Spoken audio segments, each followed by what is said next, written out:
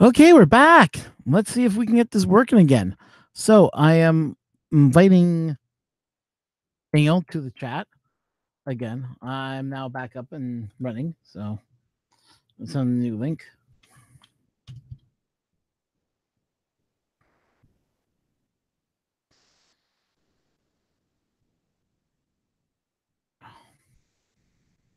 When he gets in here, he'll be able to join us live. I'm going to wait for all you guys to come over. So don't worry. I know that you guys are here. So sends out a message that I went live again. So I'm just waiting for everyone to show up. If I have to, I'll send you all. I'll send you all Twitch and I'll send you all invites. Now we got two people.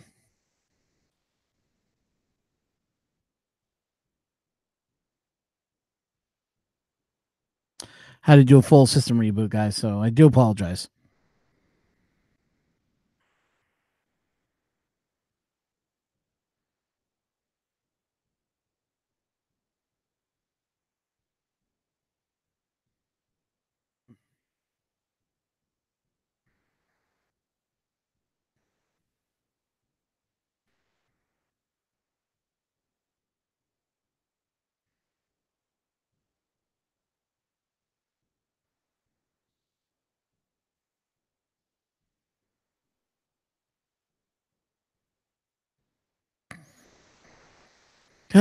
So we're back.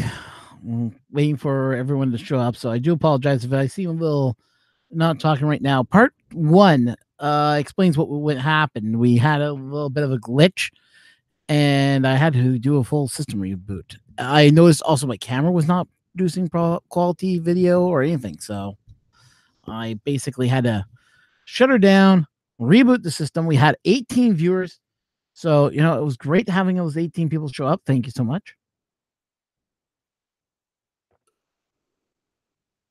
The thing has announced that I was live again, did it? Let's have a look here.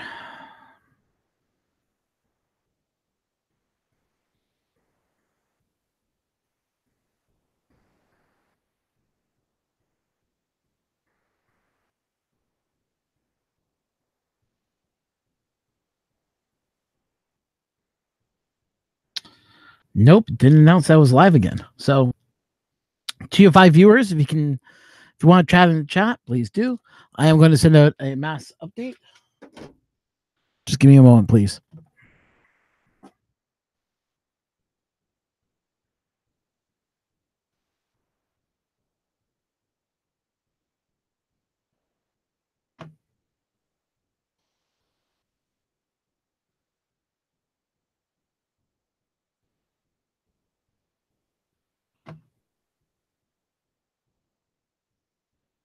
I'm already on air. It's not stop. It doesn't say it has stopped broadcasting.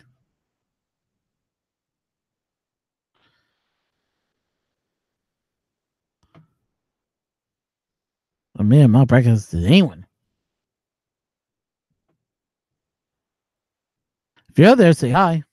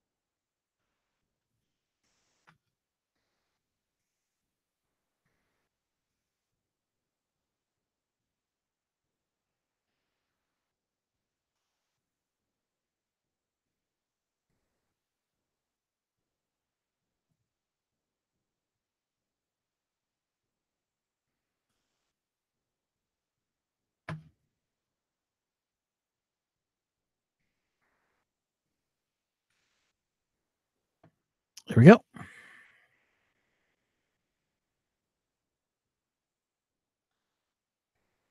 That should help those people who can't find me yet. Find me.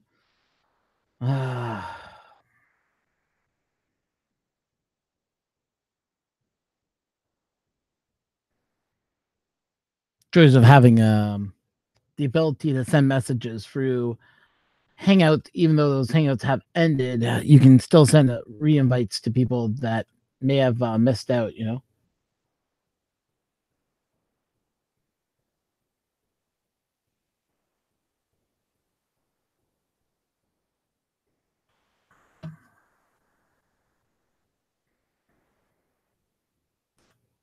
So I do apologize if you guys are saying...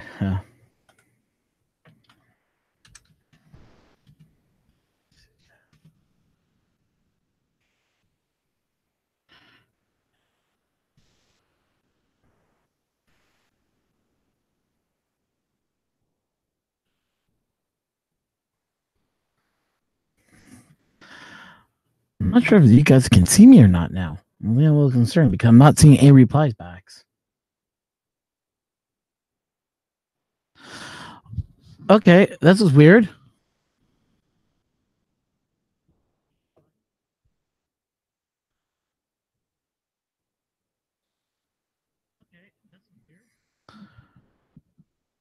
Oh, that was really weird. Okay, so it seems that we have at least a 10 to 15 minute delay. Sorry, 10 to 15 minute. Well, not even a minute. I guess maybe only a minute.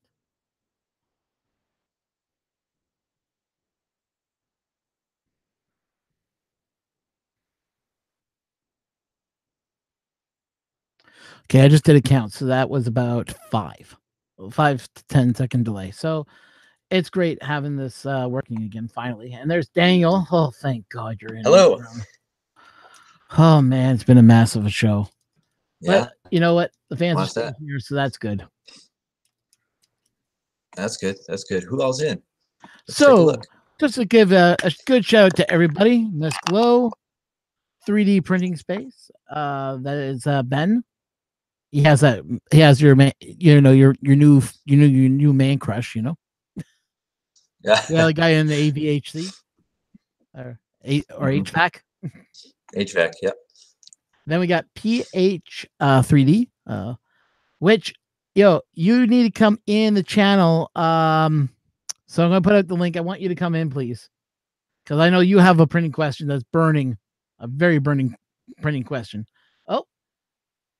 Wiley's in the house, so let me go bring him in, and he has a printer problem that he would like to go over with you about. I have a few ideas. I think let's do it. A whole whack of them, but let's bring him on in. Yeah, let's do it. Let's do it. Can I pull him in?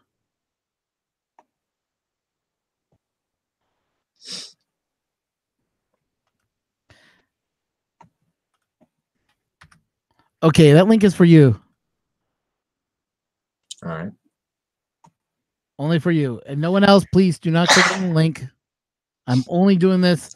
If you come in and you don't have a problem, I'm going to kick you out. 3D printing makers is here. Why did you send me and not have me say anything yet? Huh?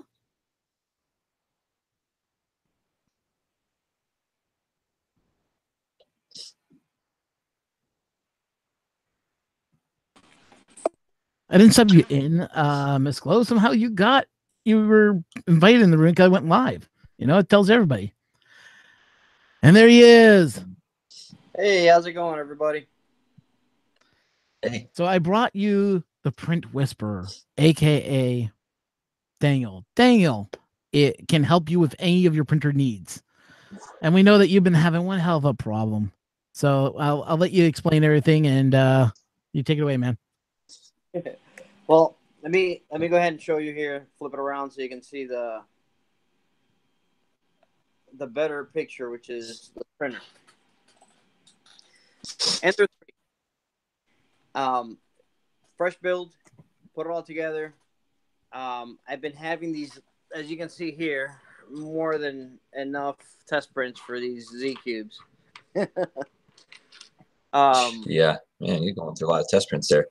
Oh man, you have no idea. But I keep getting these layer lines, and I don't know if you can see them here with the light. I'm trying to see if I can. I can show you, but I think right there you can probably see it. Can you see it there? A little bit. Yep. So if you look at it, you'll see where all the layer shifts. It looks like Z-banding left and right. Yep. And it's all around. It's not just on one axis. So, well, excuse me, it's not on the X or Y. So it looks like it's only on the Z axis. I've tried different filament, as you can see. Mm-hmm. I've tried filament. I've tried different, and it's consistent on the different filament. It's also consistent on the different sizes, which was kind of weird. Different temperatures. I don't know if you can see it there, but I've tried it with different temperatures, different filaments, different models. I've even sliced different models just in case. I made it smaller, made it bigger, made it hollow. More walls, less walls. Right. So just to give a rundown of what I've done to the printer, trying to alleviate that issue. After the printer was put together, I went ahead through all the actual all the rollers, and there was about I'd say four of them that were actually flat, that had flat spots in them. So I went ahead and I initially replaced just the ones that had flat spots. Then I replaced all of them. Then I tried removing this entire bracket here with the pulleys and just leaving it as a cantilever if there was any pressure from side to side. Still exact same print. I replaced the Bowden tube with the actual fitting just to make sure. See if that maybe it had something to do with the extrusion. Same thing with the actual bearings here. I went ahead and I replaced these bearings. As you can see, it moves very, very freely. Checked all that. I replaced the actual lead screw to try it out with one from my ANET A8. Same exact thing. Nothing changed by changing the lead screw. I changed the brass nut for the lead screw. Tried to alleviate it. Didn't work. I installed an anti-lag a backlash spring. Okay. Let's take a look at that real quick. Yep. 1 second. Can you see it there? Sure. He's just checking the phone. All right. Are you able to see there? Okay. Yep. Well, I see something. Those anti-backlash nuts are supposed to be installed the other direction. Think about it. You want the weight of the printer to be sitting on the side that's, down into the thread. Right now, you're holding it up by a spring. You're trying to push the carriage to the top of the thread. You want it the other way around. So they're upside down? Yep. Yeah, you put the anti-backlash nut upside down. Although I highly doubt that's the problem. Well, it would be good, but I don't think that's the problem. Yeah, it didn't change one way or the other. So it didn't make any difference at all. So I can take them back off, and I think I won't be able to install them the other way around either on this setup because it's too close to where the feed is for the extruder. So I'll just put the stock one back in. But sure. I changed that just trying it out. I did the spacing on the Z motor so I can get the actual correct distance from top to bottom on the lead screw. So I spaced out the Z motor, put the spacer underneath, printed that out, spaced from the actual rail also. I even added the flexible coupler to see if that helped. What was the coupler originally? No, it was a solid coupler to begin with. So I installed that flex coupler to see if it'll help, and that didn't help at all. Yeah. So I didn't do any upgrades until I was having problems because I wanted to build it the same way that it came first and make sure that it printed right before I did any upgrades at all. Right. So everything that I've done has been trying to solve it. Same thing with the dampers. I went ahead and I installed new dampers. That didn't help. No. I think I'm. All right. I think I have an idea. I have a plan of how to figure this out. But let's go to the comments here. John DeCapo is asking, does it look like the coupler is loose? First things first, let's look at that coupler. And then I've got some things to look at. Okay. Let me go ahead. Your screen is not showing any video. Yeah, Yeah, video's off. I think my bandwidth is pretty bad, so. Okay, well, you understand because he needs to see a picture of it. Yeah. Does the coupler have any bounce? Or is the lead screw flush against the top of the motor shaft? It's flush against it right now, but again, before I even replaced it, it was still. And it was solid, and it was still doing it. Yep. It was doing it with a solid one. I just switched it over just to see if I could do better. All right. Or change. At least change. I'm going to drop a link here in the chat. Everybody should go check this out. It's amazing. It's an excellent resource on troubleshooting certain types of Z-axis issues.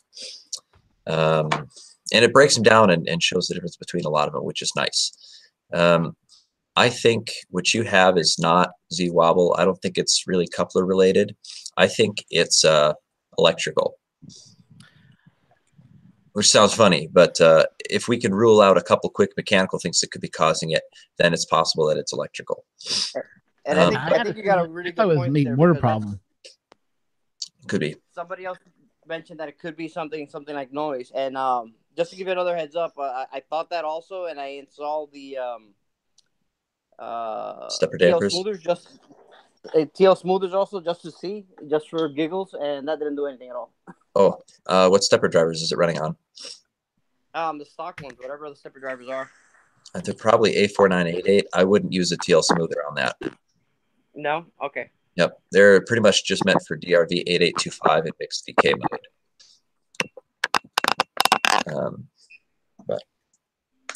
So okay, let's look at mechanics. I'm wondering about the X and Y mechanics.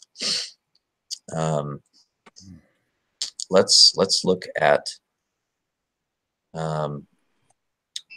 the belt systems. So you mentioned okay, you replaced the idlers, right? And they're Delrin. The replacements are Delrin, just like the stock ones. Yeah, we got video again. Let me go. Yeah, there you go. Stock ones. Yep, because you were getting flat spots on them. Yep, I had a few of them that when I was rolling them from side to side, you could feel a flat spot on them. Sorry for the beep. All right.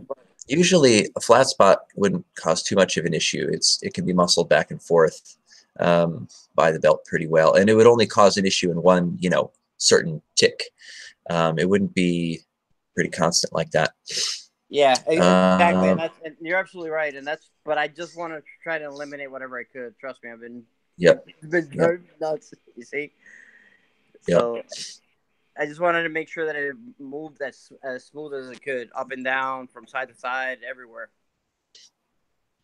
Yeah. Let's see. Okay, if the motion is all smooth, the idlers are all well adjusted, and let's look at the belt tensions. I'm just curious about those. Do you have any springs in the system, or is it just stock? Like, okay, stock, no springs or anything else like that. Okay. And on the belts, I was thinking the belts also initially, but since it's doing it on both the X and the Y, it looks like it's mainly on the Z that it's doing it. It's not doing it one or the other. There's no ghosting. Agreed. Since it's the same on X and Y, it's probably something that has to do with, a common factor between them, which is probably the Z system or something related to Z. Yeah, somebody brought something else that they mentioned. I think it was Ben, and I haven't had a chance to do it, which is remove the springs from the bed. I haven't had a chance to do it yet, but that's one thing that I wanted to do. And the reason why I didn't have a chance to do it is I started just to do a test print. So I was building one of these, and I just wanted to see what it would look like. So I started printing these the T-Rex, and you could see a bigger. You see how it is the whole way down. Yep. So since I was going to sand it, I said, you know what? Let me just print it just to see if it needs to break in or something, just to do it. So as you can see, it's more consistent there. Yep. That's much more distinctive. could we look at some settings quick? I'm curious about your retraction settings. What about voltage? Yes. That would be another thing that can cause that, correct? Yes and no. In some areas, yeah. So let me show you the settings that I have so far, so you can tell me what you think. Let me pull it up real quick. I was using, and that's another thing too. I tried it with. I've been trying different settings just in case it was under extruding or over extruding. Another thing that we did was I tried it with Simplify 3D. Tried it with Cura 3.4.1. So I've tried it with all the different with 3 different slicers. I tried it with the old 15.4, I think it is. Mm-hmm. As well, and same thing. Okay. Cause I'm thinking that maybe it was the model or the slicing of it, and it was still doing the same thing on either one. So wait for it to load here. Sorry about that. Covering you up over here. Sorry. Yep.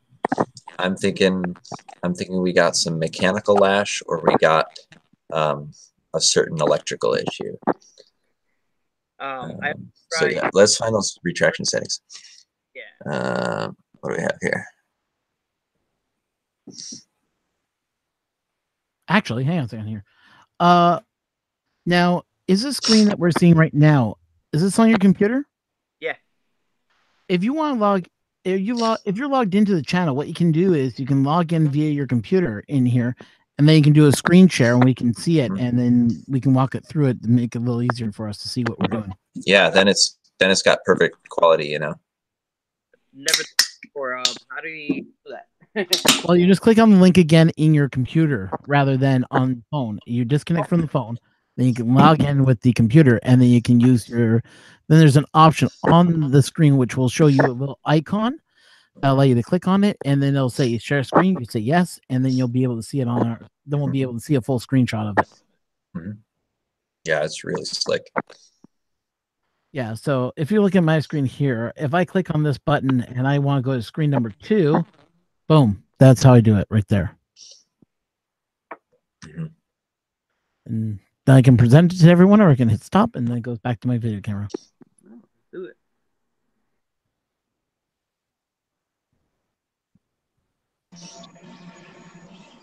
There he is. There's Ben.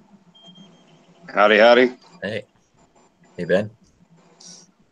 Well, I guess since we're waiting for him to bring the screen up, Ben, you were saying you think it's bed wobble, eh? Yeah, and I'll show you what I did, and let me see if I can get this camera to reverse so you can see what I'm talking about. I had the same issue on my Z9 or my dual extruder, my original Zone Star, so this was my solution. I got rid of those bed springs, and I probably have some of the smoothest prints I've ever had. After every corner, I got rid of those bed springs and did this. Well, really, what it's probably coming from is not so much the springs, but the hole that the screw goes through. So usually those holes are, well, they have to be a little bit oversized, which allows the bolt to wobble a little bit. Now, when you hook that up with those nuts, it's super solid and it can't wobble appreciably. So the motion that the belt is imparting to the bed is actually, you know, transferred to the bed like it's supposed to be, which is why that's so smooth. So we'll take a look at that and see if those bolts have any wobble. If they do, then yeah, that's something that will need to be fixed in order to fix these prints. Right. Totally understand that. Mm-hmm. It looks like Fernando's got it up. Let's have a look at the settings. All right. There you are. All right. You want his screen as the main one? Hey, Ron, it's stuck on me. Just to let you know, buddy. No. Well, you can see. I clicked on Fernando's name, so it should be showing to everybody. There it goes. Okay. Yeah, there's a delay. I keep forgetting. Yeah, major late tonight. Crazy. Yeah. So if we can see those settings that he was asking for, the retraction settings, that would be great.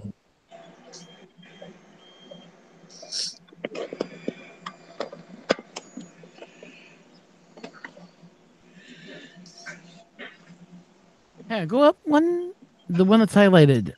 Yeah, that's interesting. Let's look at that. Yeah.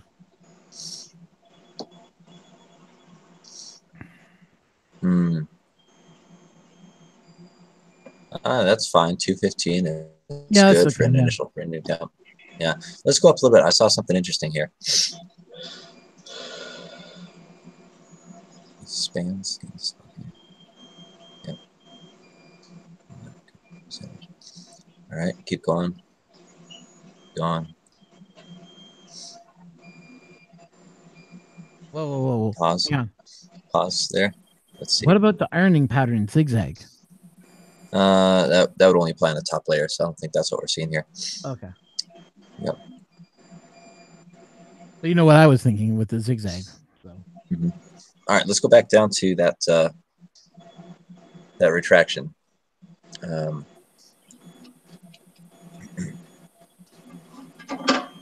we go. Up a bit. Here.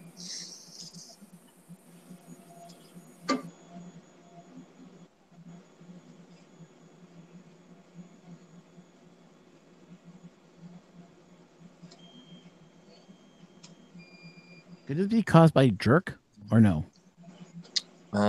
Yes and no. It would look a specific way if it was. Okay. Okay, retraction speed 40. That'll be fine, but it's 5 millimeters long. I think that's frankly quite a bit longer than you need. It is probably not helping your print quality right after you get out of a corner. You see what happens if you have a retraction that's that long. It'll pull your melt zone out and then stretch it a little bit. During all that time it's doing the retraction, and it'll droop. As it primes it back in, when it's starting the next printing move, there will be an initial blob and then a starvation. Which it just, it'll blob and then it'll take a while for it to catch up, and it'll have to like finish the line before everything is all smooth again. So I would lower that to like 4 or below. I mean, I got a printer here. I'm looking next to it with a Capricorn tube. Granted, I'm running a Mosquito, but the retraction distance on it is 2.0 millimeters, and it's a foot-long Bowden tube. So, it doesn't take as much retraction distance as people think, really. And I went ahead and I changed it from from the regular Bowden tube to a Capricorn. So I don't know if that will help any with the retraction, even though it's such a short distance. Yep. Yeah. What do you think? 3.5 just to try it out? Yeah, give that a try. Oh, okay. All right. Next thing before we do that, let's look at the bed, because that is a common source of backlash in the system. Let's look at specifically between the Y carrier. You know what I mean? Like the chassis. Is that what you would call it, guys? Like the Y chassis. And then the bed that's floating on top of it. Okay, I see it. Hang on. Let me bring up the video. Yep. There we go, guys. Let's look at one of those corners. Yeah. So if you hold the bed in place and you look at that top of that bolt real closely and you try and wiggle it, is there any wiggling? I mean, any wiggling going on? Spring itself? On the bed itself, like if you like forward, backward. Yeah. No. Okay. Yeah, that looks fine. I see a little like wash or something underneath. I don't think that's the issue. Plus, if that were the issue, we would only be seeing it on Y, probably, not so much on X, which leads me to believe it's something else. But that's something that needs to be ruled out. John DeCapu has a comment here. He has 4 millimeter retraction, 40 millimeters per second on basically a G-Tech clone of the exact same machine. It's like part for part, just about the same. So that's like 3.5 millimeters, 4 millimeters, somewhere in there is probably good. So that'll help. And what that'll do is that'll decrease the blobbing and just reduce one source of that issue. Also, are you using ZHop? Just curious. No, Z-Hop. Okay, that's all right. That's all right. Do you need to go back to his Cura? Sure, let's take a look. Okay. Minimum extrusion distance window. Let's look at that. That's interesting. That's not coming into play here, really, but yeah, might as well leave it. Print speed. Let's look at print speed.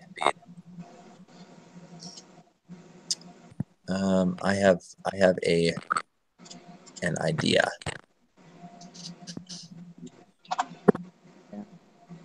Can you print one of these? Oh, interesting. Hold on. Accelerations. Let's look at those accelerations. I need to see that. Yeah, I thought. Yeah, when he went up through the accelerations, I noticed they were a little low. Yeah, they are very low. And that jerk is extremely high. Yeah, Holy that's cow. what I thought. That's what I thought initially. It was jerk. Yeah, that's just not. It's so backwards. Acceleration is where most of the force should be applied, not jerk. Jerk will get you that direction change, but really acceleration is where you should be doing most of the force. So like it should be swapped. You should like probably have jerk to 10. Jerk, like all the jerks, set all the jerks to 10, every single one. I did do that when I was playing with the settings, and I set them all to 10, and that didn't make any difference at all. Yeah, I don't think that's the issue here, but just as far as best practices go, yeah, set all those to 10. You have to set that on the machine too, probably initially, or travel jerk. No, set that to 10 too. Travel jerk, set that to 10.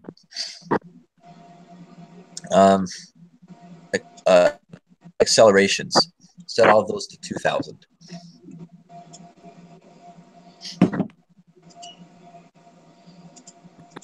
It looks like he has a confused face right now. Travel acceleration, set that to 2,000 as well.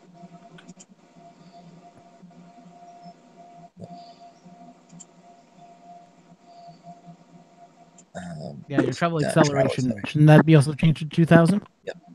And then you'll have to look at the machine because it's possible that the machine isn't allowing that. But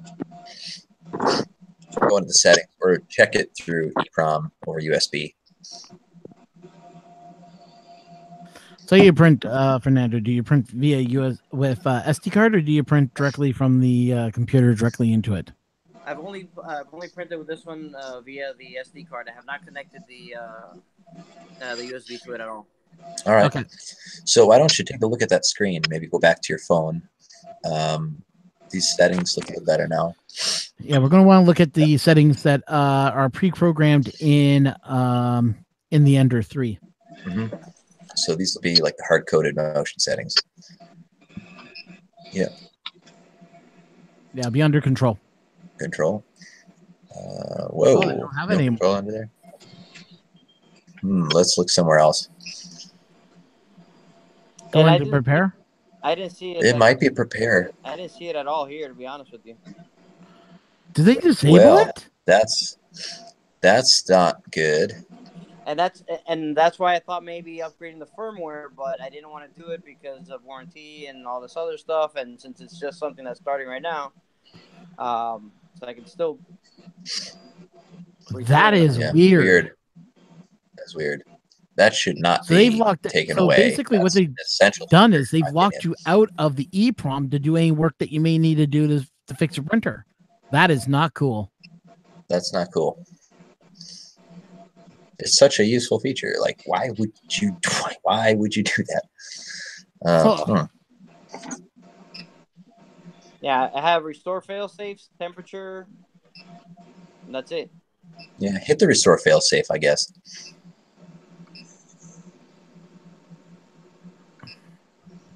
Go restore, yeah. Mm-hmm. Won't do a whole lot, but no. It's basically sending an M502 internally. Could you hook it up to the computer via USB? I need to look at some of those settings. Yeah, give me 1 second, and I'll put it on the table here. I'll plug it in. All right. Okay. While you're By doing the way, that, do you have a multimeter handy for testing some electronics? Yep. Yeah, I do. Awesome. this is gonna be one of your. This is Daniel's favorite thing to do. Yeah, it's like we get to check everything. I've got such a mess right here on my desk right now from everything that I've taken apart to try to work on this, and it's insane. Hey, a messy desk is a happy desk. That's where stuff gets done. It was like Ben's just standing there, wants to say something. No, I'm waiting my turn, man. I got Okay. one for you. I love your Zone Star, man. That thing looks awesome. Oh, I know. Yeah. I love this thing. It's a very cool looking printer. And that's actually, I'm having a little issue with the Z9 again. Oh, you gotta be kidding. They sent me a new firmware. I reflashed it. Yeah, something's wrong, and it's bothering me. Okay. Well, we will take a look at that more. Yep. Remember, we got Daniel the Print Whisperer here with us today. That's why I'm Just- on here. Just working on some firmware tonight. My printer to the left here. Yeah, is it still doing the thermal? No, I fixed it. That was a wobbly plug connector. Oh, I bumped something in it. Just wobbling and not connecting. Yeah. Everybody go look at Askewed Few 3D's comment. That's funny.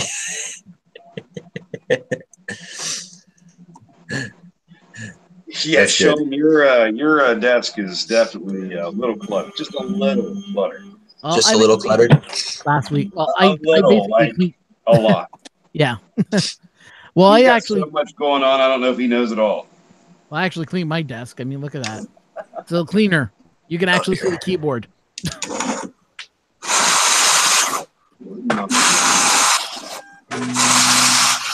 What is? That's me blowing on my printer. Oh, okay. Like, I You don't know. blow on printers, man. I do. If they have issues, I do. Oh, I could take this. I could take that so far in 2 main corners. This. You just realized it. Look, I loved it, but not that much. So, shush.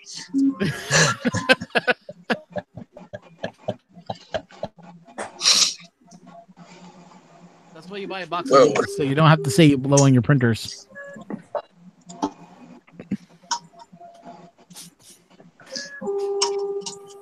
There we go.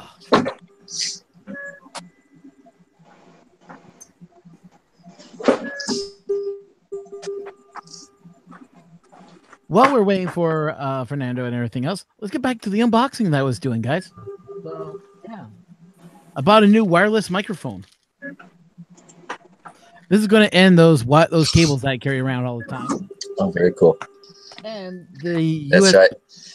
This is a USB trans receiver. This is weird, okay?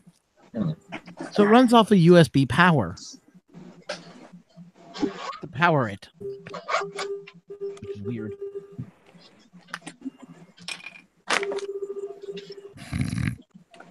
Huh. Apparently there's a way, but you plug it in here to make your audio go in and out. It gets power from USB. Weird. That's unusual. Yeah. But I got all these power banks, so I'll just hook it up to a power bank and just power it that way. Yeah, makes sense. Yeah. I'm going to test this out with you guys, and we'll test it out and make sure it works too. Cool.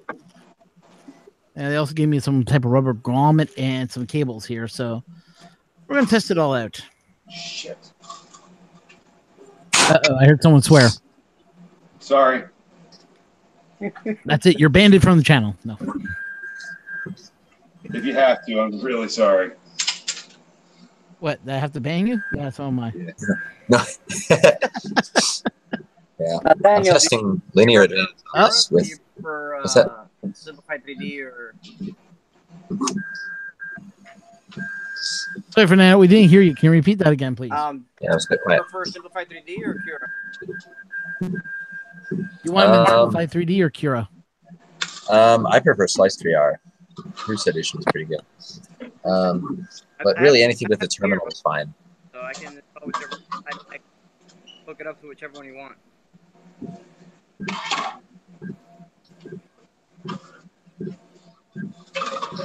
It says I gotta review this. Okay. I got it. Anything with a terminal is fine. If you go to the terminal and simplify 3D, connect via USB. Yeah. Here, for some reason.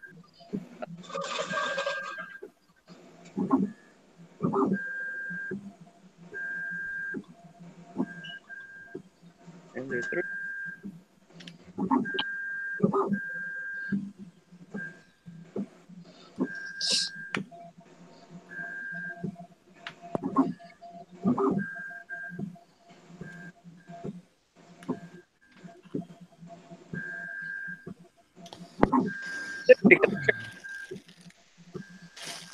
Once I plug it in.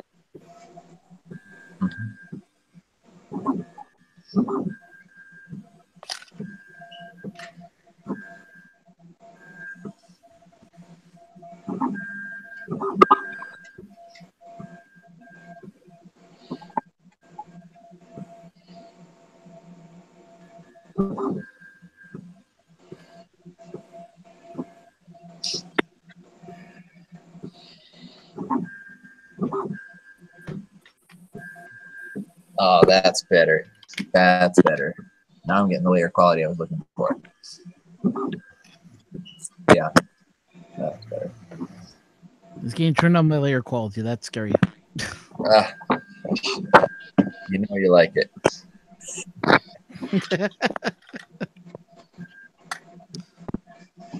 Okay, so you brought up this screen. One second, I gotta type something real quick. Oh. No, I've never connected to it at all. Which one should I use? I mean, it's not detecting the actual printer. Okay, so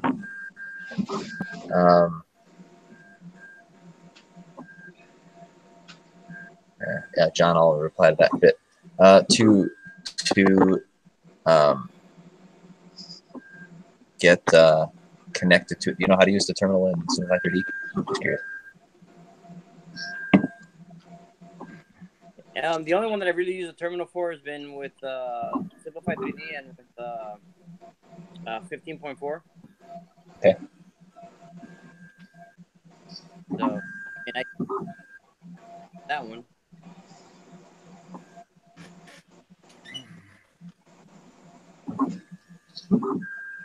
See if that'll work.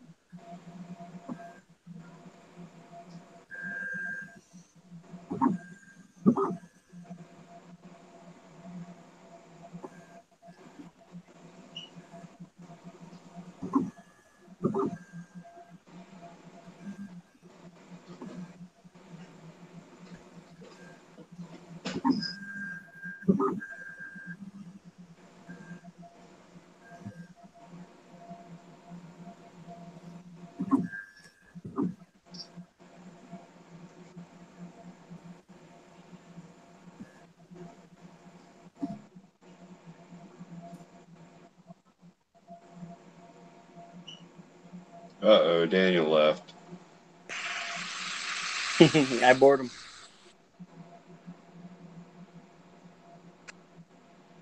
We lost Daniel, huh? I'm sure only for a minute. Yeah, I'll give him a few seconds.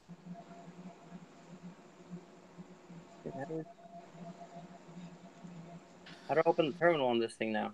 Freaking forgot. Say hi, everybody. Say hi. All right, let's go back in your cage. Yeah, so there he is. There we go. Techie Filler is back. Sorry about that. You're not allowed to kill yourself like that, man. All right. Yep. Don't touch A wire with B wire. You won't get electrocuted again. Kicked out of the chat.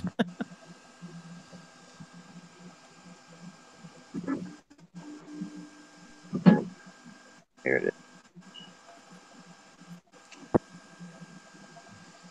Where's the terminal? Yep. All right. So you're going to send an M501 to the printer once you're connected. Yeah, port is probably Hit the refresh button.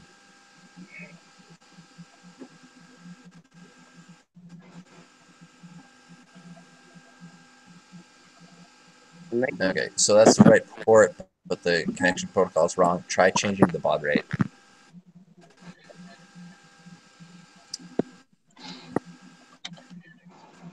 So hit refresh, and then maybe change the baud, probably 25,000, or sorry, 250. That'll work.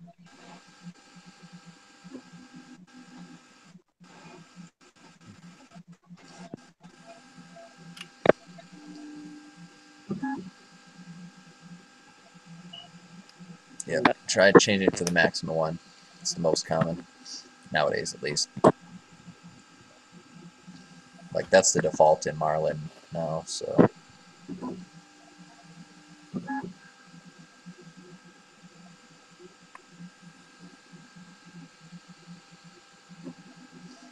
you hit the reset button on the printer. Yeah, we'll do that right now.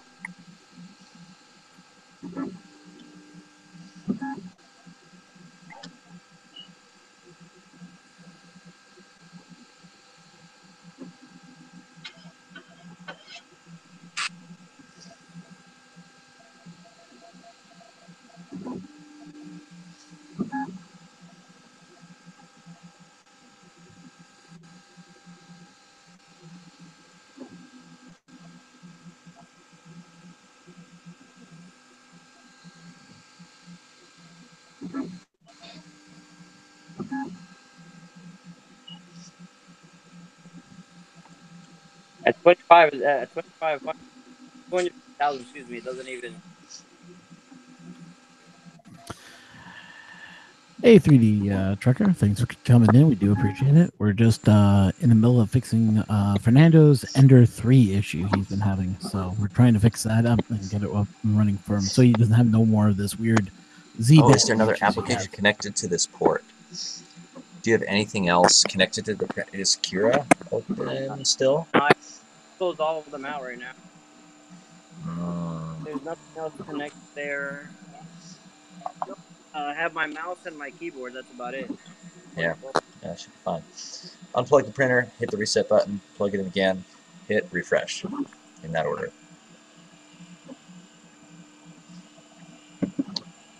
Plug the printer, plug it back in, hit the refresh. Yep. And then let's see what ports you got.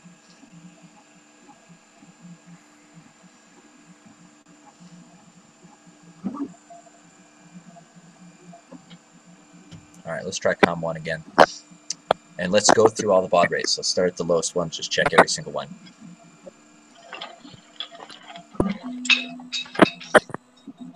All right, finished.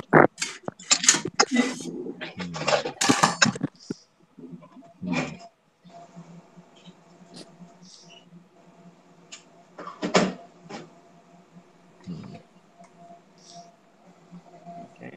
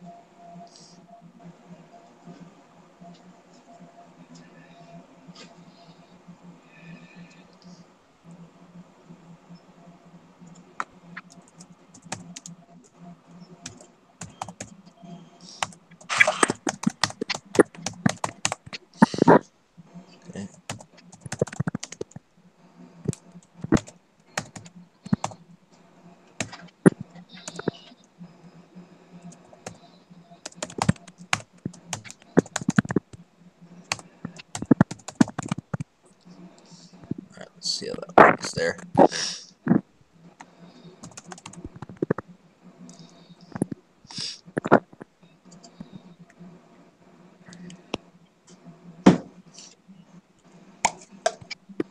anything over 115, 100, it'll give you the error. Hang on. I'm coming. Let's see that. Say that again. Anything over 150,100, it'll pop to the say error connecting with. Okay. What did it say? Plug it in. What's the best shot so far? Plug it in a different port. Just for another USB port. Just to see.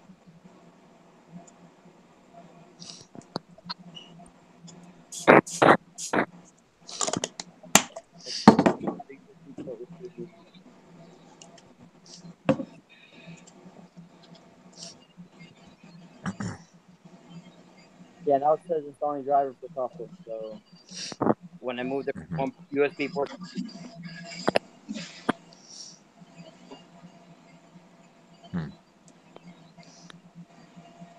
Yeah. Unplug, reset the printer, refresh.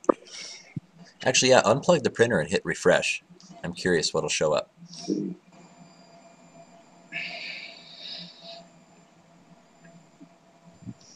still COM1 and COM4. Let me do this. Close out of here. You unplugged the USB port? Yeah, it's unplugged. I'm unplugged at the printer. Well, that's funny. Yep, COM1 and COM4. Seems like it's not even seeing the printer. Is the USB port or the cable good? Try a different port. Is the plug on the printer bad?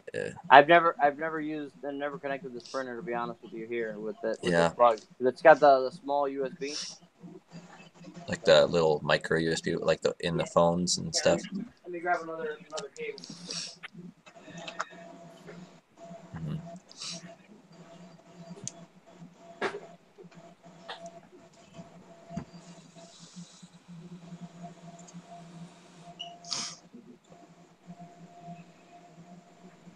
Try to connect to that one. Nope.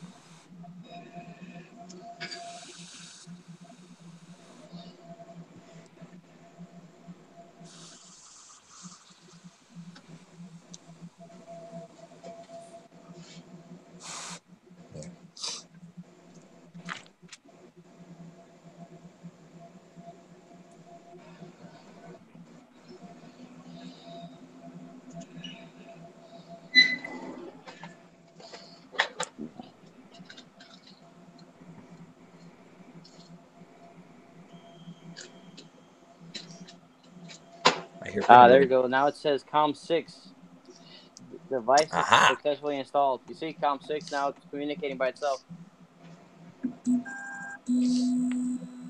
Nice. No, but now it failed too. But it switched the port. So maybe let's try this. There we go. Now we're cooking. She's alive. So what's going on? You guys couldn't talk to it? Yeah. Well, now we can talk to it. Okay. So go in there and set it M1 or 501. I mean, set M501. Maybe turn on. Well, where do we get all this stuff from it? Okay. Do you want to send it now? Yep.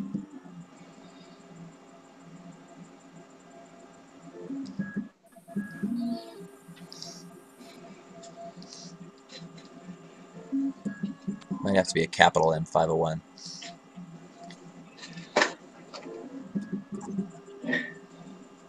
Don't know if it's case sensitive. And then just hit the send button. Yep. There we go.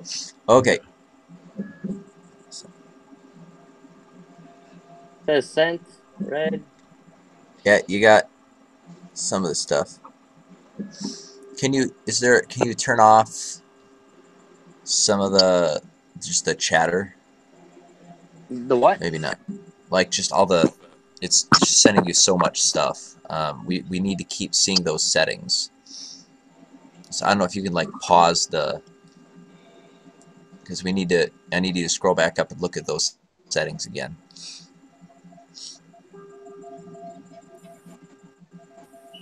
I think. think I can move it up here. Yeah, printing trucker just let us know that it has to all be in caps. So Yeah, turn off the verbose checkbox up there. See that checkbox? Yeah, hit that. Now scroll up to find that. It shouldn't send you any more of those like M105 requests. So start here. Okay. Keep going. Keep going. There's more. Yep. He wants to see the top part There's before lots. the code started printing out there. Even more. Even more. Even more. There's more. There's a lot of settings in that thing. Keep going. Keep going. Keep going. Keep going. All right. Here we are. Down. No, more. Still No. more. To come down? Nope. Oh, still go up? It's just that chunk. Down, down. Oh, down? Yeah, down. So starting with that chunk of information that first pops up. Right here? Right here. Yeah, M92. Yeah, it looks fine. Okay. Maximum feed rates. Does that say 500 for X and Y? Yeah. Oh, all right. Here's an issue. This will help your layers a little bit. All right. I want you to type in this code. M203. And everything is capital, by the way. And then you get space X250, Y250, Z, say 8, just helps a little bit. E, 75. You're gonna have to put spaces between all those. Sorry. Oh. It's dumb, really dumb. But the default feed rate, default maximum feed rate for the E axis and all these things is just like 25 millimeters per second. It caps your retractions at 25. I don't get it. You know, everybody uses retractions faster than that. Even like Ultimakers, which have just crazy slow, stupid long retractions. You know. So anyway, if you hit that, send that once, and then send the command M500, and then let's see what it sends back. Scroll down the bottom. Yep. Send. And then send M500. No, I clicked send. Maybe because I didn't select the verbose, or Yeah. It goes. there we go. All right, send it again. Okay, it's sent and it read okay. All right, now type M500. Let's see what it does.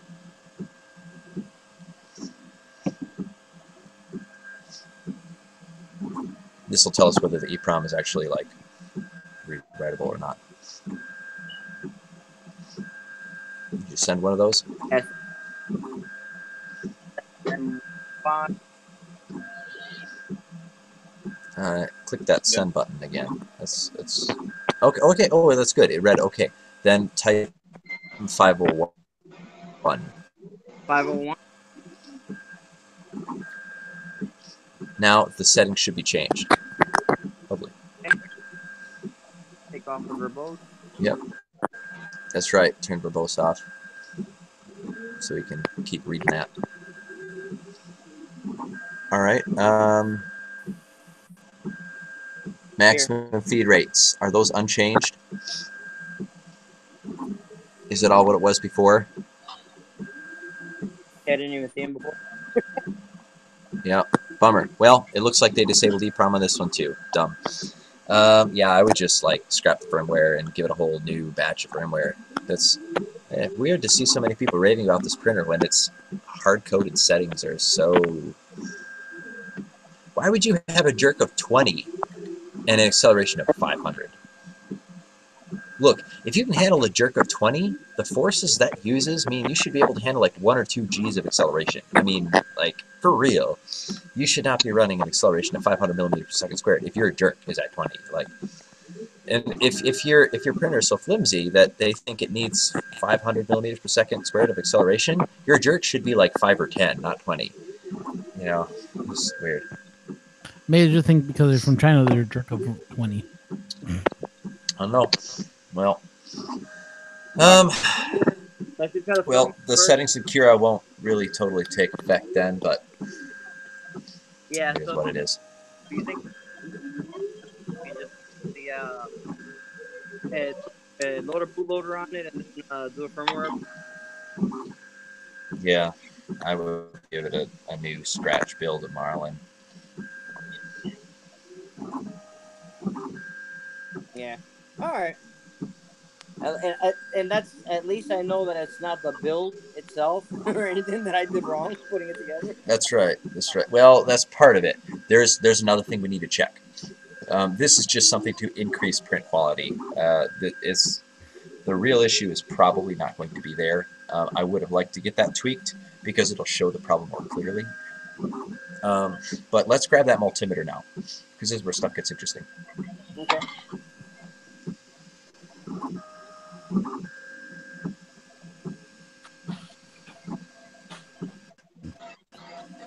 Hey guys, if you haven't already, remember to hit that thumbs up. If you guys are out of there on Twitter and you got a lot of printer friends that tweet out that we're on here live. Let's see if we can bring this up a little bit more. We don't, like I said, I'm only at 100 subscribers. We could use a little bit more. So come on, guys, help us out here. Or else Danny won't come on my show anymore.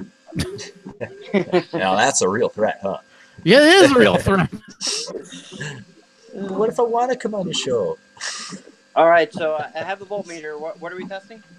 All right, so you're going to have to find the positive and negative terminals of the power supply and check what it's actually outputting. Oh, okay.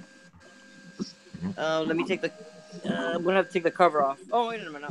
I have it in the back here. You can just unplug it from the actual plug, right? Is that okay? Mm-hmm. Mm-hmm.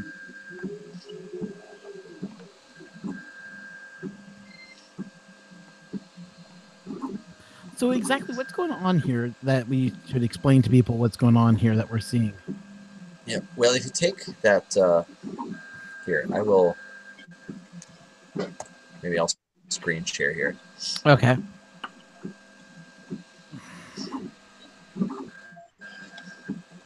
All right, everybody see that? Yeah, we can see it now. Yeah. All right, this is the thing that I shared in the YouTube chat. Should really look at this. Taxonomy of Z-axis artifacts in extrusion-based 3D printing.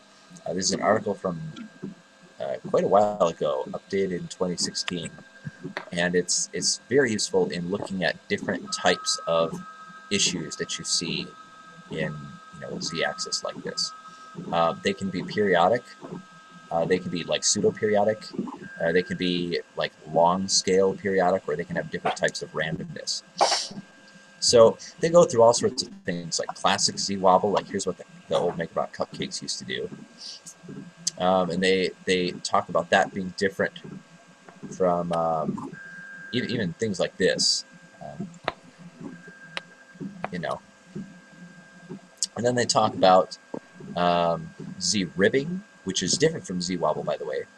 And then they talk about like non-accumulating rounding errors. And then they even touch on these temperature swings, which is what my hunch thinks that it is. So I'm guessing, yeah, I'm guessing it has to do with. Ooh, I quick finished. How do I? There. Now we see your face again. There. Good.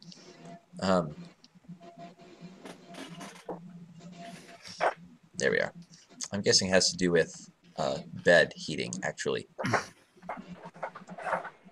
It's kind of strange, but I've seen that 5 or 6 times so far, including once on an Ender 3. So, make of that what you will.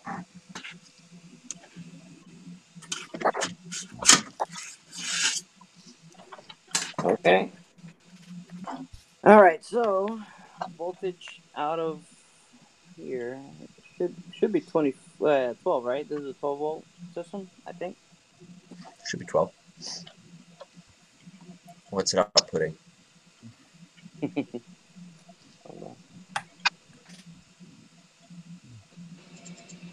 This can't be right. What are you seeing? Oh yeah, no, I was on the wrong side. Okay. All right, here we go. I've got 24.2 volts. Tap 24.2. 24 point. Can you show us 24.2. your screen? Okay, so it is a 24-volt system. Yeah.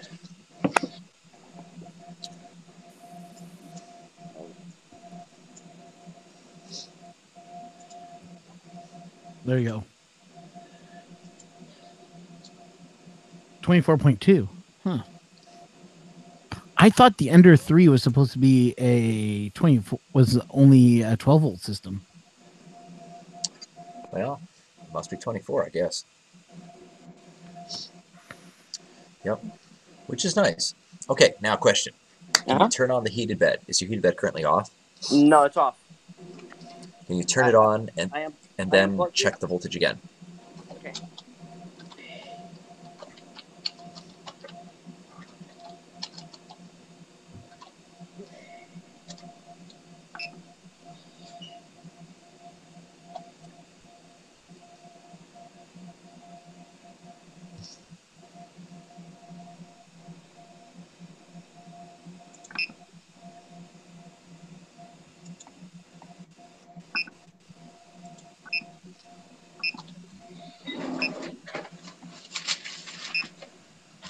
Oh, here we go. So for the Ender 3, it's DC 24 volt at 15 amps at 360 watts. Yep. That sounds right to me. Okay.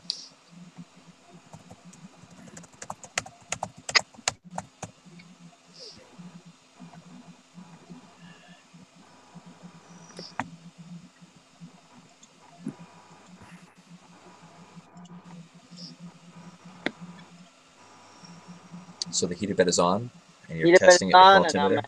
I'm at 24.15. All right, all right. Sometimes you see some voltage sag on that. Glad that that's not the case this time. But I have an interesting test for you now. Okay.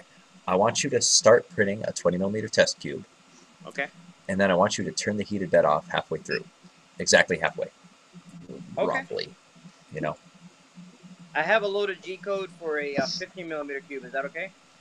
About how long will that take? It only takes I think like 15-20 minutes. It's hollow. Okay, go for it. It was showing the error before, right? This particular G code was. All right, then yeah, hit that, and then halfway through the print, shut the heated bed off. Okay.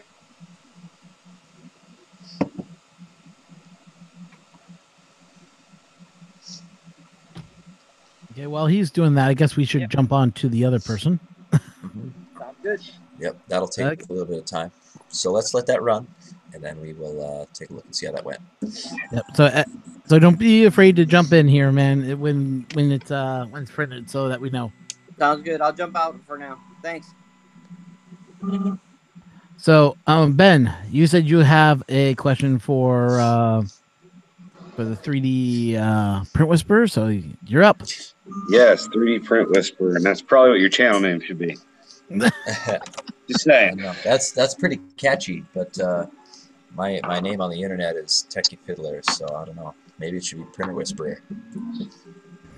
Techie Fiddler, the Print Whisperer. By the way, good.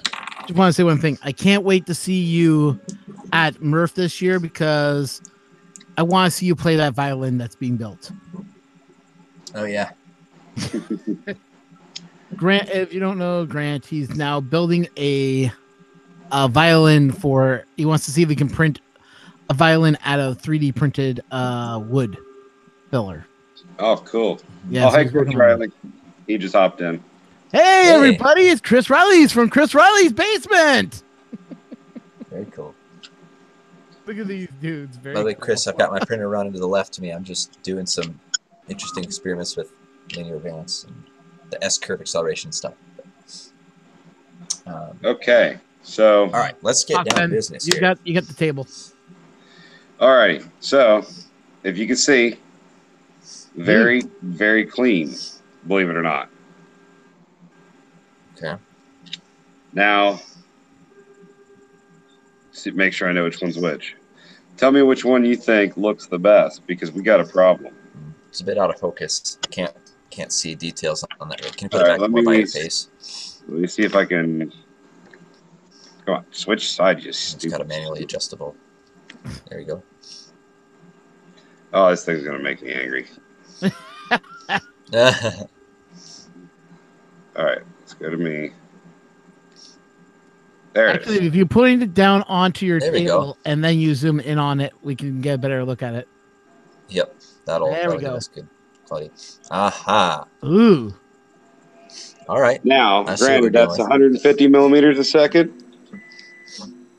And Yeah. the best one should have been this one at 20 millimeters a second. Well, what you're doing is you're dwelling too long in the corners, and it's overheating. That's why those corners are drooping up so much. What kind of cooling system do you have on that, by the way, for layer cooling? It's a front fan duct, like that. All right. Is that a 40 millimeter fan? 50 millimeter? About 10 40. millimeter thick? 40? Yeah. Can I see the bottom of that fan shroud?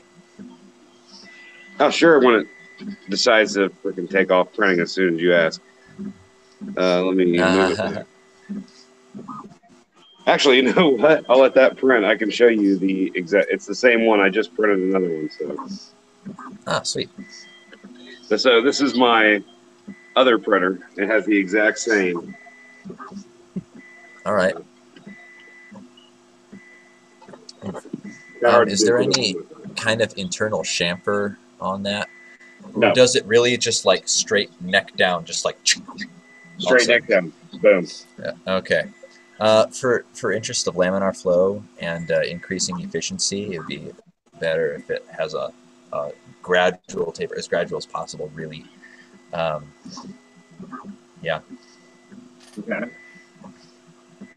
It's not like a huge difference, but it will make it probably. Okay, let me show you something. Now, they're the exact same, but this is a very clean print. The green did not bond well with the black, but when the black printed on its own, very, very clean, very smooth. Didn't have any issues on corners. Okay. That's why you don't use two separate filaments. Just a warning. There are two different brands, I should say. Interesting. So, let's see. If you want to see my settings, I can show you this too. Hey, Repetitor Host 2.0. That's the way to go, man. That's what I'm running my print on right now.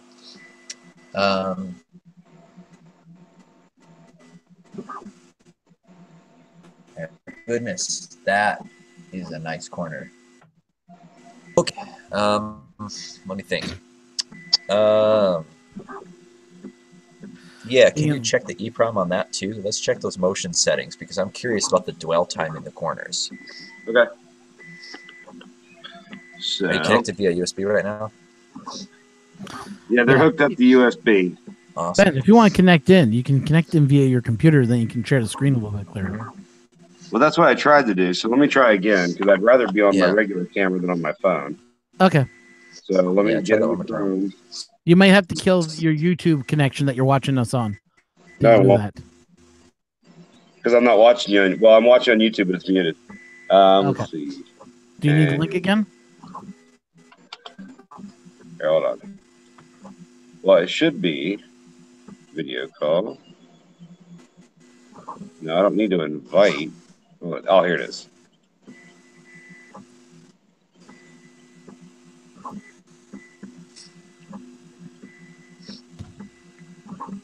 Upper left-hand corner. That green string.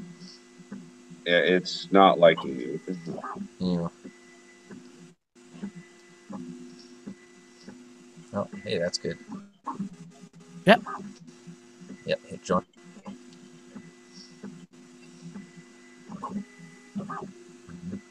Oh, I know what it is. Hold on.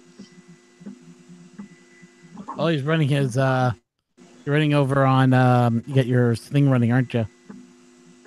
Streamlabs is running. Yeah. That's probably why I wasn't liking it. There you go. Okay, so how do I do screen share? You just hit It's join, and then join. there's a button for screen share. Upper left, there should be a green, monitor. Okay, upper left, green monitor. Entire screen. Go to screen 2. Share view. Whoa. You got That some me? feedback there. There we go. I just muted one of his channels. Because I had two of them coming in, so I just muted one of the feeds. Okay. All right. Oh, no, we still got it. Hey, Ben, you want to close off the camera? That helps. Okay. That better? Yeah, but we can hardly hear you. I think it's coming through your microphone. I'm trying to fix that. Oh my goodness. Where's this? At the top of your call, you'll see a list of things that will pop up. Go into your settings and make sure you got like a default microphone, and you might have to turn down the volume on your speakers or put headphones on so we can hear you. All right, so I'll try to do now.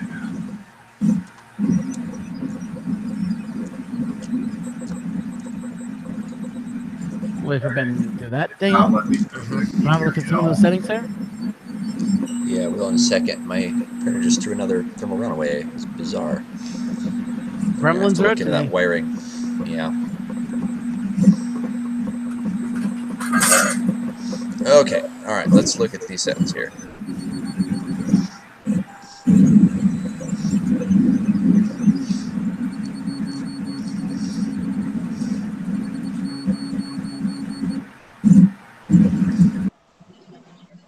All right, max jerk is a little high, but we can work with that. All right, let's move. Okay, scroll down a little bit. Sure. Acceleration. Yeah, let's take that max jerk, lower that to 15. And let's take your accelerations. Accelerations are down a little bit. Yep. X, Y, and X travel and Y travel. Take those and raise them to 1500. Nah, 2000. 2000. Why 2000? This is just a good ballpark number for a lot of different printer geometries. Basically, so that it moves at its fastest speed. Now, what's funny was before you're gonna laugh. My last profile, those were at 2000. I didn't even notice that. Okay, let's try that. Send M500 and then send M501 to the printer.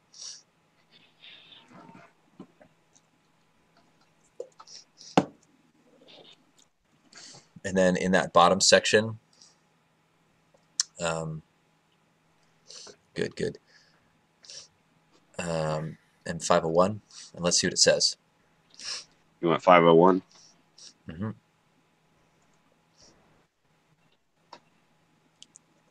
Ooh, all right, we got a lot of stuff in EEPROM. Scroll up a bit. There's a lot of stuff in here. Oh yeah, it's a all right. 2-in-1 mixing. Mm-hmm. It didn't take. The accelerations are still 800. Okay, well, let me kill this print and see if it'll take it. Mm-hmm. Well, let's see. Firmware. Kill the print, move up. Yeah, because it's saved here. So it probably wants me to stop this print. Yeah, stop the print, hit the reset button. Yeah, you might need to work with it a little bit. Reconnect. I'm actually just going to do another cube just to be safe. Mm-hmm. Nope, not in that file.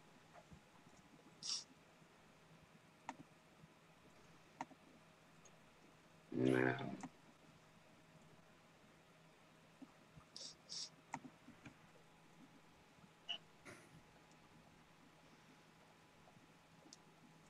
All right.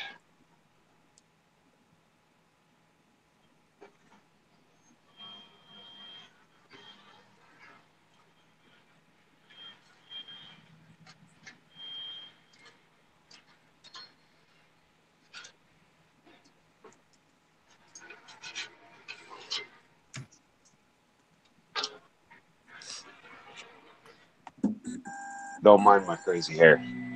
That's okay.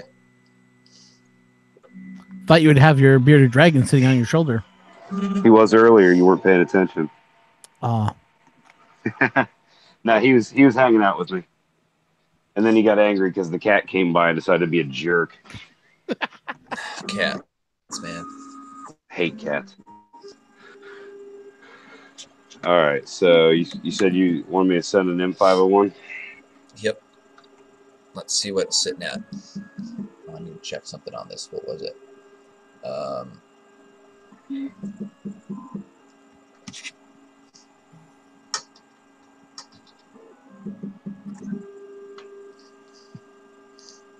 Come on. He doesn't want to accept it. It's not taking the M501, or No, it's not taking it. That or it's going to do it like 9 times here in a second.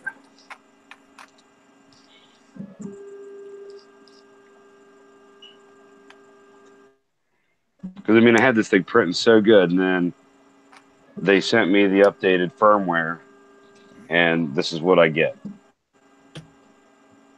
it's weird. And, I mean, if you look, I mean, you can't see it really there, but the whole bottom's almost like an elephant foot. The bottom, I'd say 20 layers. oh, That sucks. it's probably just Kind of- caused by a Z offset changing. They hard coded something into the firmware and they probably shouldn't have. So you're gonna have to re-level differently, or remove that offset wherever it ended up being. Okay. Come on, M501.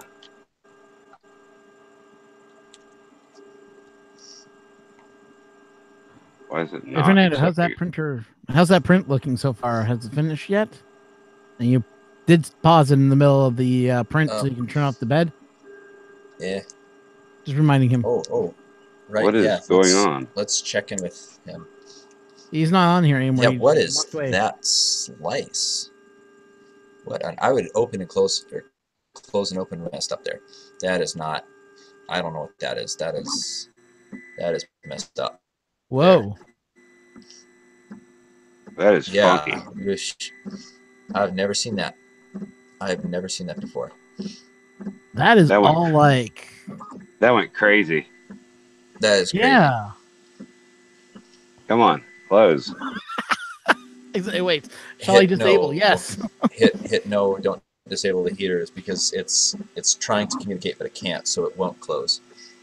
So Well, here, this is how you, You gotta- stop you gotta communicating. no, yeah, you gotta hit no, don't disable the heaters. There we go. Yep. Hit the E stop, everything stops. So restart the printer. That's what I just did. Yeah. I gave it a hard start. All right. Okay. Hey, Tanner, I understand, man. Just tell him I wish him all the best, to what he's doing. Hopefully you can get that printer up and running and get that done because, I mean, he's doing it for a good cause anyways.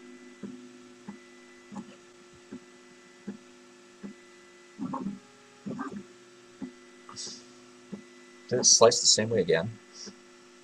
Bring it up. Zoom in on that stuff. That is weird. Ooh.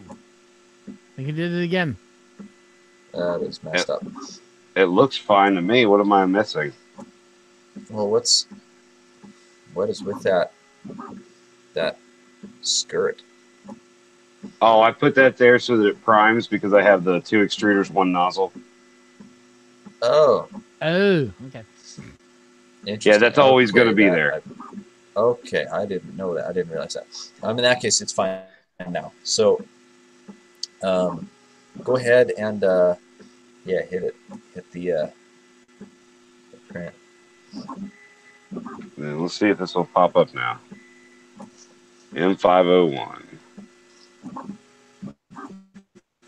It's probably because it's working on heating up.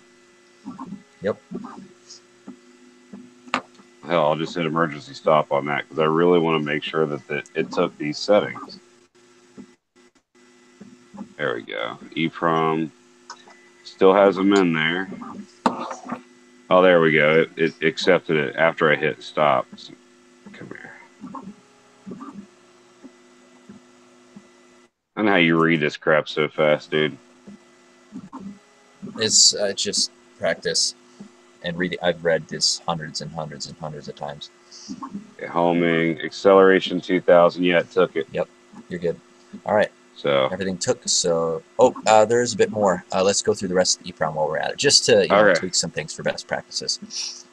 It's good that it's working now. Now I'm gonna have that. So what that'll do is, because it's decreased dwell time in your corners, which means less heat soaked down to the layers underneath, so your corners will turn out crisper. Scroll down a bit. Let's see what we got. Just tell me how far. Okay. Yep. Keep going. Keep going. Hold on there. Right there.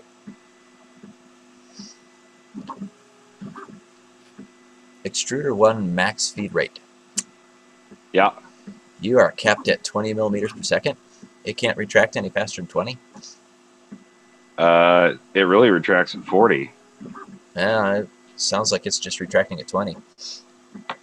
Oh, so what should I change that to? Yeah, you change that upward higher than you need, like 50 or something. So we'll just make it 60. Yeah.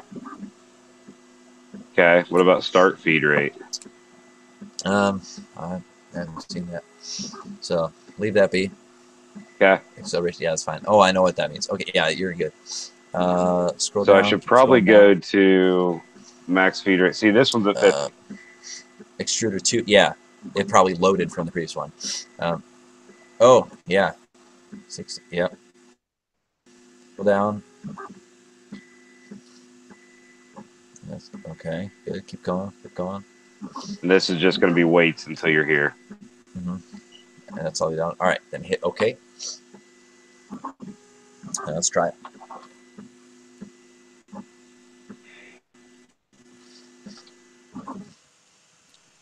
Chew, how about that? Let's see. The offsets. Come on.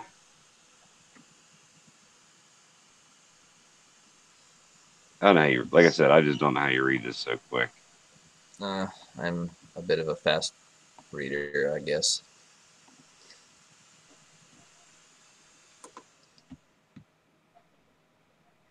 I didn't upgrade up. Oh, I see. Is this still the original? No. All right, so let's reset it again. Yeah. Oh, this is giving me fits. What on earth?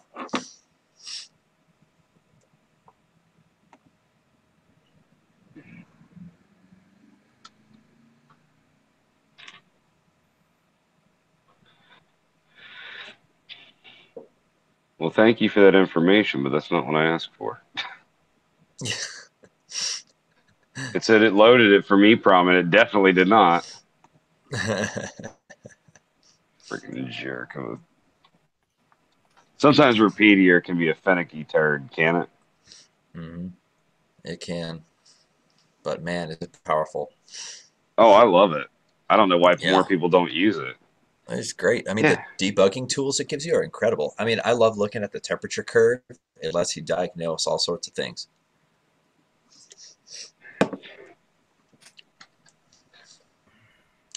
So why are we not?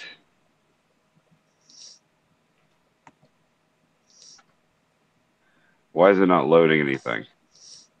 I don't know. I'll piss it off. I know how to do that. Start a print, emergency stop it. Make it do other stuff first, and then it'll work. This Mike here, SkewedView 3D is he's giving out his phone number in the chat, so careful. I don't know if you should do that. Probably shouldn't do that. You get all sorts of spam calls. Let me know when you got it so I can delete it. Should I put it out then, I guess? Do that. Okay, Skewed. Show. I'm going to put it out so they can see the number, but remember to retract your message. But it will show up in the feed anyways if someone's viewing this video. Do you still want me to make it available for people to be able to see it? It'll take him a minute to respond to that. Okay, So, if you show it, Because if I like- show it out, that means anyone can see it if they rewatch this feed. That's why I'm asking you to verify.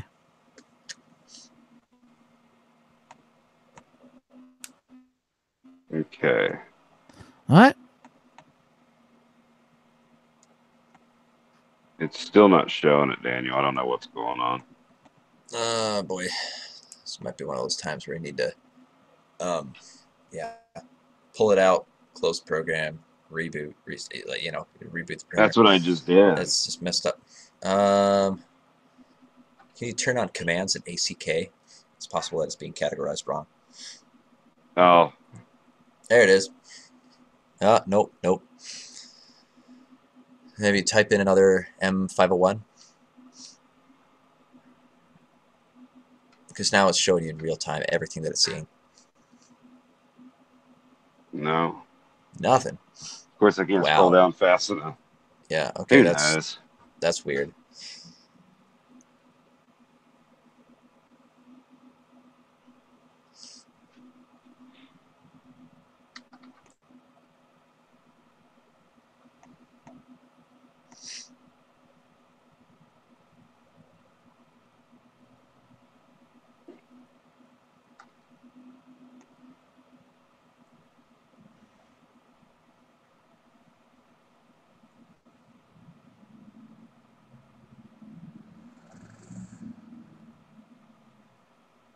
Yeah, it's showing that it's entered an M. Why is it showing an M105? I don't know.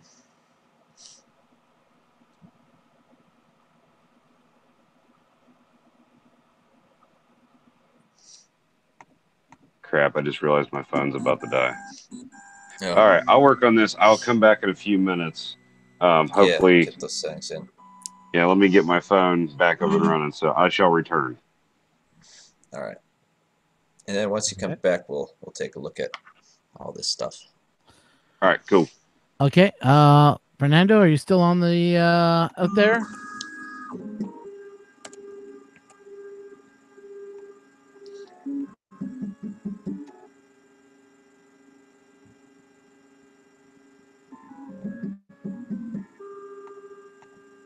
Fernando, are you still out there?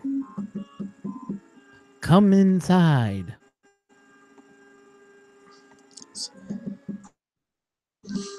There it is. You want to come back? The chat, there's the link. Just click on it. Come on back in, and we'll see what's going on with your print.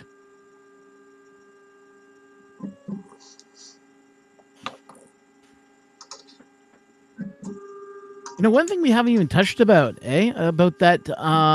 Yeah, I know. There it is. About Canadian thing. Said about. About, not a boot. Was the Hackaday's latest news agreement. I don't know if anybody's knows about this yet, but if you're in the U.S., you might want to take a grain of salt with this one. But as he's back in the channel, so let's go find out we lost him again. Well, what's that piece of advice we should take with a grain of salt? This article. Oh, yeah.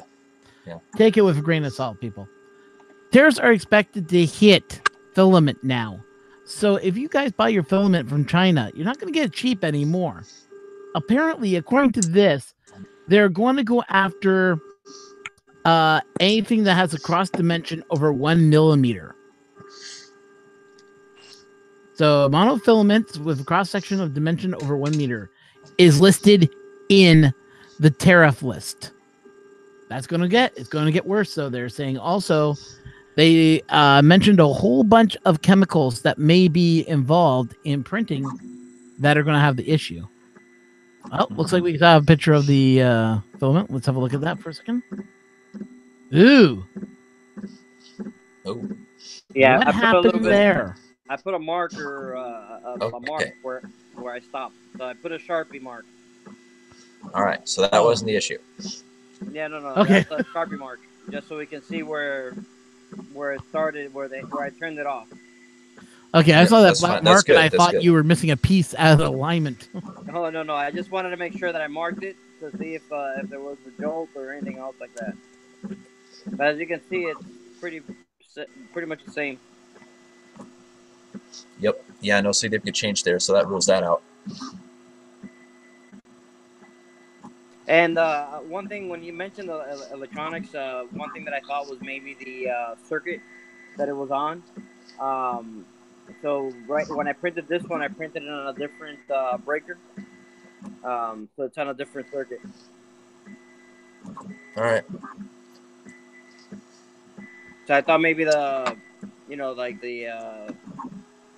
other printers next to it may have been causing noise backfeeding into the line, maybe, and maybe translating into the print.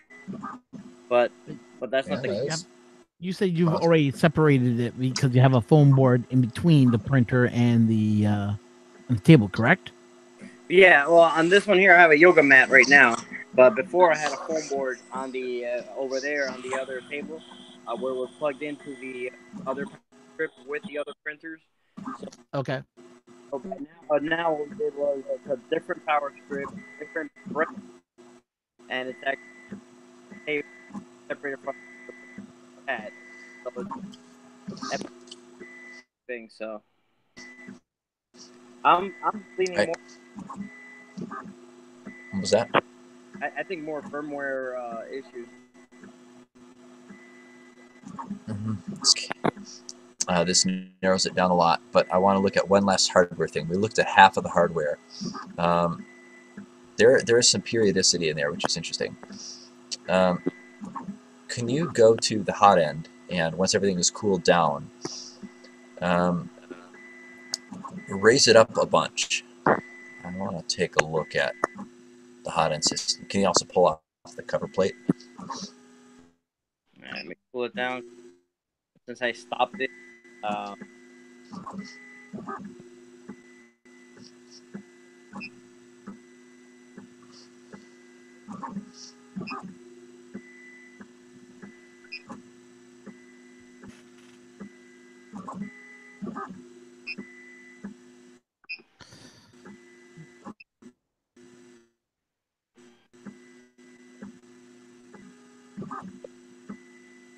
I know why it was throwing those issues. You have an idea? Well, why was it throwing issues? Yeah, I changed a PID setting on the bed. Oh, okay. Thank you, temperature graph here. You are awesome. How far up over the thing? Just high enough that you can get the camera underneath. So another 100 millimeters should be good.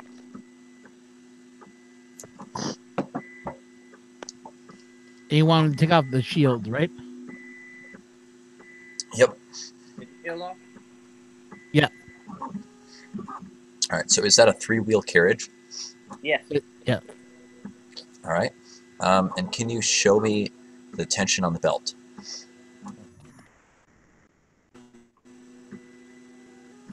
I don't know if you can see it there. Yep. All right. That's good. Can you show me the amount of rock forward and backward? Like if you grab the thing and you twist it. Yeah, removing the shroud would be helpful here because it's really the nozzle position. That's the only thing we're really concerned about. So you have to pull off that screw there. All right. Give me 1 second, and I'll pull that out right now. As we all become motion sick. Sorry, guys. That's okay. Ben's back in the channel.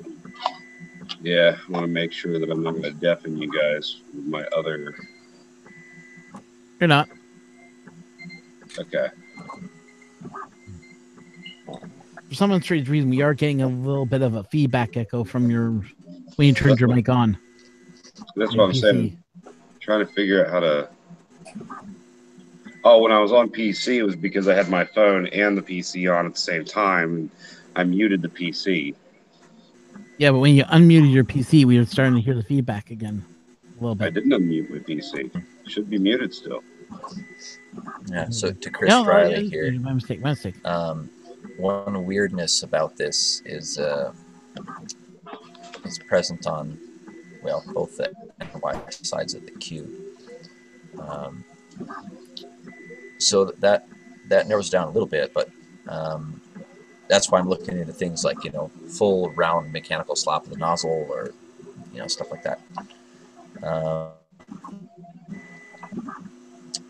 Yeah, one of the X carriage wheels could. I don't know. I we're thought working about through the the list X-Carriage here. wheels, and I replaced all of them. Yeah, he's released all. Yeah, he got them all released all the replaced, wheels. so Yeah, they're all fresh now. Yeah. Yeah, and it didn't change any at all.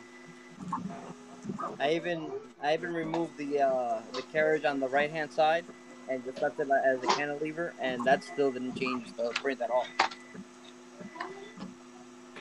All right, so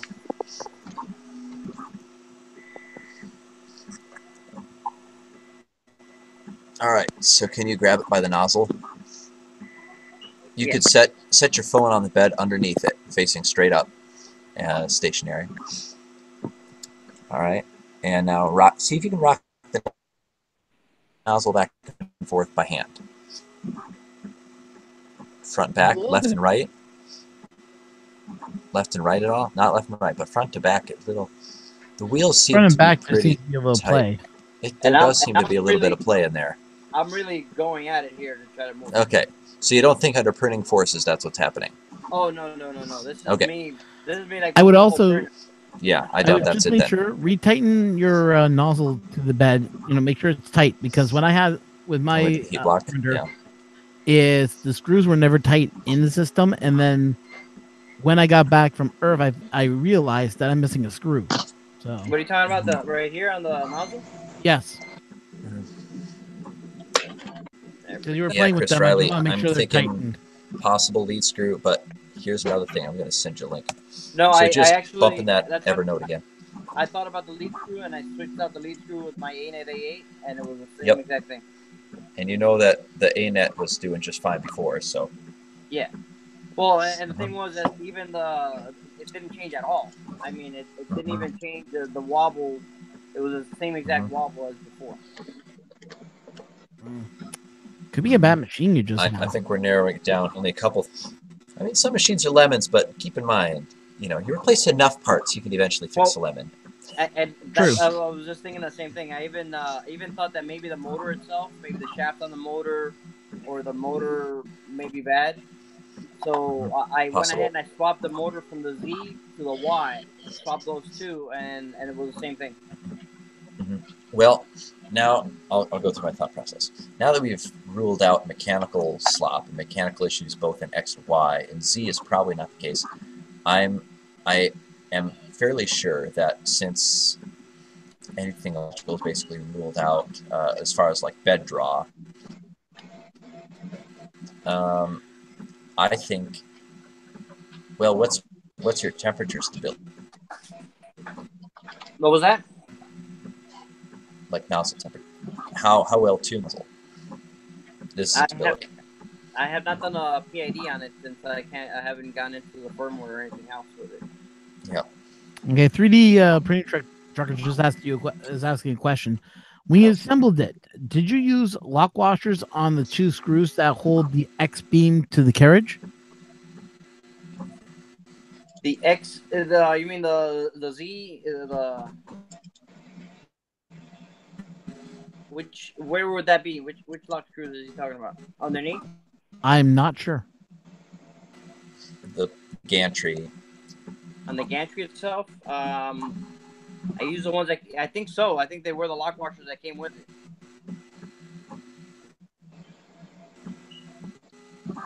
I think they were the lock washers that came with it. So I think so.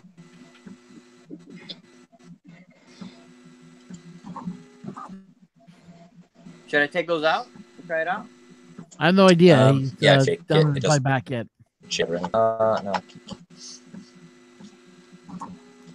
What's your thoughts, Daniel? See what happens. So I mean, it's pretty flush. Try and grab the.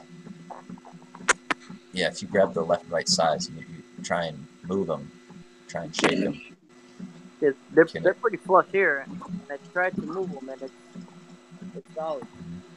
I actually removed them to try and remove the both beams to kind of Okay. make sure. According to Chris, he's like, yeah, Daniel, continue on your thought process. Yeah, he thinks he knows what you're doing, what you're thinking. And 3D Printing Trucker says, yeah, those lock washers are not good. Yeah, and they had lock washers underneath the brass nut back here. So I took those out also. Yeah. Ooh. Okay, that's interesting. Ooh. Question: if you take that off to screw a quarter of a third closer together, What was that's that? a 4-start lead screw. You know. So see that. Well, okay. Just a little note. It would be nice if that could be flipped right side up because it is upside down right now. The anti-backlash nut. Also, I would recommend putting them closer, like as close as possible, so the spring is as compressed as possible. But anyway. Yeah, I did. And just to give you a heads up, it was doing the same exact Z-wobble. That's why I went ahead and I put that in to try and see if that was what it was. Because it did have a little bit of play in there with the stock nut. So that's why I went ahead and I changed it, and it's still, as you can see here, it's nice and loose. Yep. So. Okay. Can you grab the top of the lead screw for me and wiggle it? And show me how much wiggle you have on camera. Very nice. Okay, so it's not really horizontally constraining the carriage, which is a good sign. Yeah. Yep, excellent. So that's the way it's supposed to be. Good job. I mean, it moves. It'll crash into the bed if I just put a little bit of finger weight. Good. Ooh, I'm gonna need to tweak something here.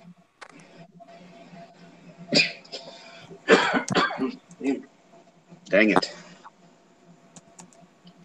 I mean, I tightened these out because these were loose when they came in. I mean, I've been over this thing. These were loose, so I tightened these up, and they're free.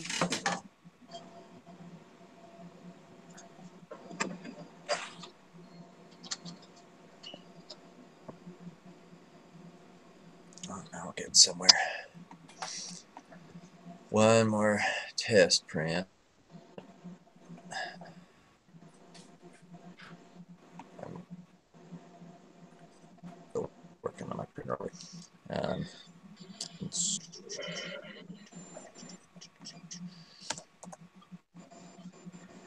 Oh boy. Yeah, I'm leaning towards the lemon. Yeah, well, just I was thinking frankly, maybe not having control over all that stuff in the firmware kind of sucks. Well, I was gonna say the driver maybe it may be a driver issue with on the board maybe. Kinda, possibly not. I'm leaning towards thermal issues.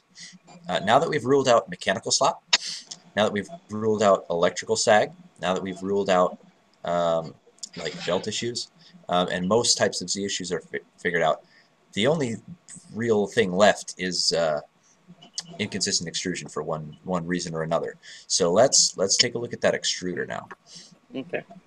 If your extrusion is not feeding the amount that it thinks it is, for one reason or another. I tried raising the extrusion itself to see if it changed. So I did the 110% extrusion flow on it, and that didn't help. I changed the I even changed the filament size to I measured the actual filament before I put it in, and I was able to actually get the filament in at I think it was 172. That didn't help. I checked the nozzle because the nozzle itself looked like it was actually a 0.3 instead of a 0.4. So I went ahead and I changed. So I changed the nozzle, and actually the spare that came with it was a 0.3 as well. So I changed the nozzle to a 0.4, which I checked and I measured with the actual cleaning tool. So I've been through this thing, man.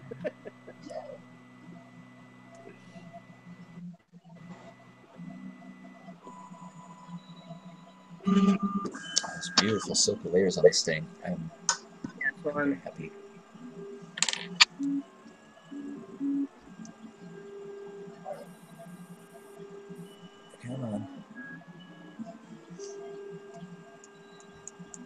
So on the extruder, one thing I know that like Angus had an issue, and a few people have had issues with the actual Bowden tube moving in and out. If this one was Yep. moving in and out and it So had you put a clip on it.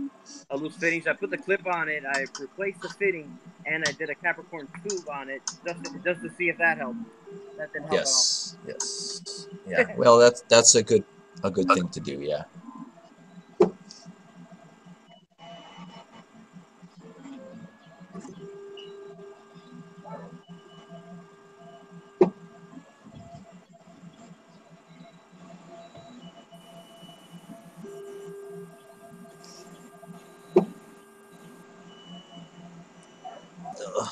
Why so much back pressure?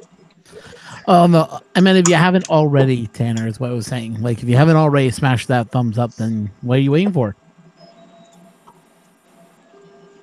out. Pretty.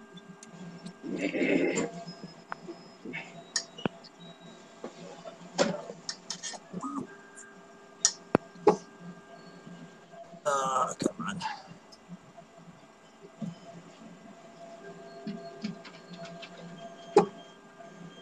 What on earth?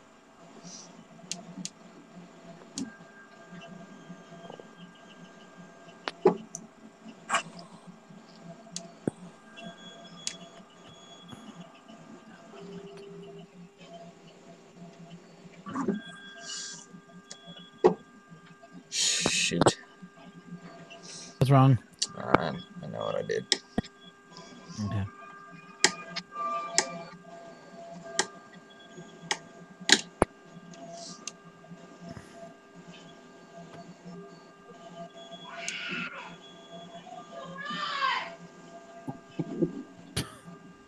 Somebody's not happy. Yep, sounds like the kids again. That's my wife yelling at the kids. Wow. They're not listening to her? Hey, if mama ain't happy, and nobody happy. That's right. Yeah, happy world, happy life. Happy wife, happy life. Hey, So they Daniel, say.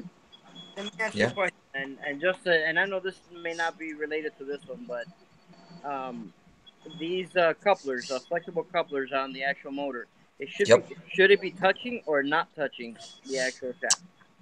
Depends. If there's wobble and it's touching, you'll get one type of error where it will show up in sudden stick slips, like where it's supposed to be able to breathe around, right? You know, and if it'll jump, and you'll get inconsistent movements. But on the other hand, if you don't have it touching inside, then it'll be bouncy. It'll be and if bouncy. you're doing Z hops, it's going to be a little messy. I'm just curious. I've heard both ways, and this one here, I have it touching, but it didn't change the print, even though I had the solid one. It was doing the same thing with the solid one. But for my case, it doesn't really matter. But I have another one that I actually am curious about that. So I'm probably gonna put solid back on it just to see how it runs. All right. So next thing, let's take a look at the banding itself on the side of that cube. So can you put that up to the camera again? Yep.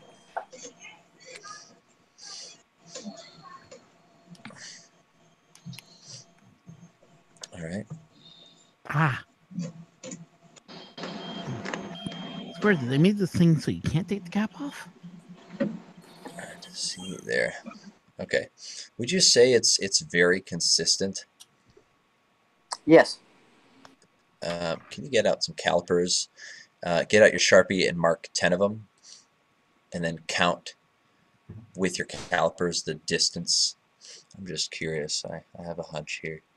Okay, 10 of the actual. Yep, the ripples on it. Give me 1 second. We're gonna get a 10 times average. You see.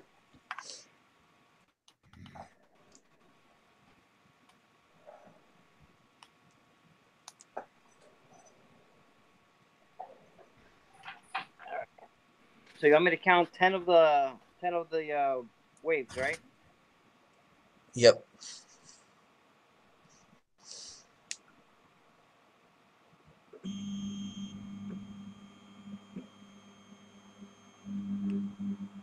It's a 15 millimeter cube.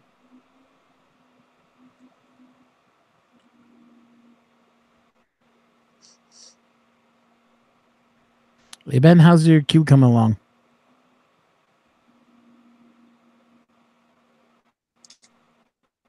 Mike's off. I mean, he's talking to his wife. Yeah, I think we got him in trouble. Kids will be driving us nuts. Well, I know once the kids go back to school, he'll be singing the same song. It's the most wonderful time of the year. I don't know if you guys remember that old Staples Filler commercial where the kids go back to school and they play that song.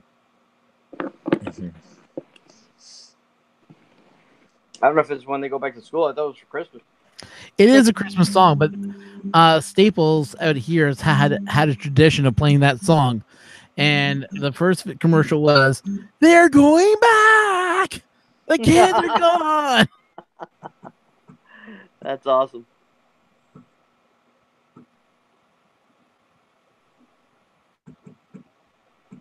It's like the best commercial I've ever seen Staples ever come up with. And I applaud them. I mean, it's smart advertising right there.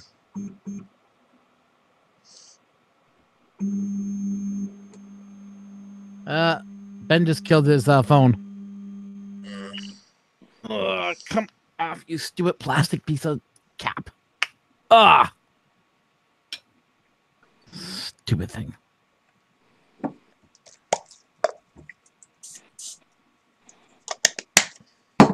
So, just so we're on the same page. So you want me to go ahead and count the layers? Not the layers, but the waves. The waves. Okay. Yep. And then, yeah, with a caliper, right? Yeah, I have a caliper. Yep.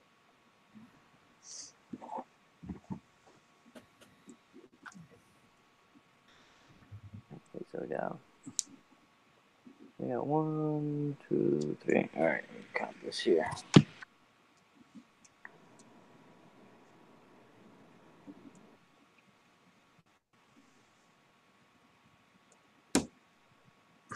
Dang it.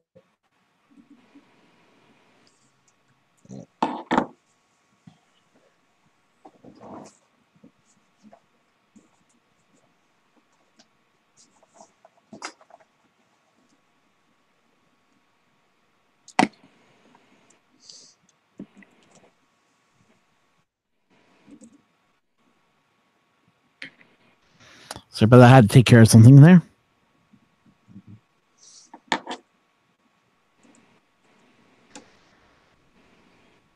So we're not looking at darkness. We'll just look at Daniel leaning over his all right, his arm. There's 10 waves of it popping out in a 15 millimeter cube. So they're all meters each. Hold on, where is it? Sorry. And they're pretty consistent, the same one out.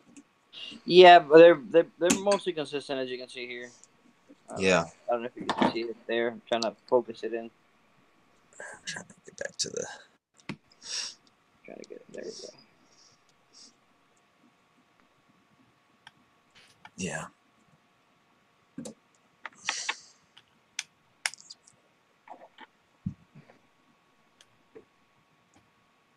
All right. New test prep. Gonna bring out the big guns. This'll diagnose it.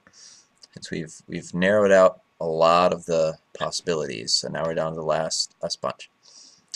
So what you're going to do is you're going to get a very high poly cylinder.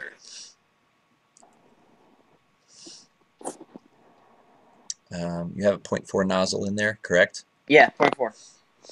There, show You're him. going to take this. You're going to take this high poly cylinder, really good, and you're going to blow it up big, like like maybe 50 to 80 millimeters diameter. And you're going to print that with spiral vase mode, maybe one first layer just so it sticks. And while it's printing, you're going to tweak some settings. Okay. During the print, and this will diagnose the possibility of inconsistent extrusion. And my money is on this here. Did you do that lock washer thing that was being recommended up there, by the way? Removing the lock washers from Yeah. the actual carriage? No. Yeah. I have not. Okay. Should I go ahead and remove those? I would say, yeah. If you know something about it, then go ahead and do that. All right. So I'll take those off now, and then do you have a model in mind for the low poly or High poly. high poly? Excuse me. Right. Not particularly. You could grab one off Thingiverse. Just make sure it's really good. You could also whip one up real quick if you're quick at modeling. No, I'll pass on modeling. Okay. Some people don't like it. I get it. No, I've never really gotten into it, but aside from Tinkercad, I haven't done anything with that. So. Okay, that's all right. That's all right. We're all not designers.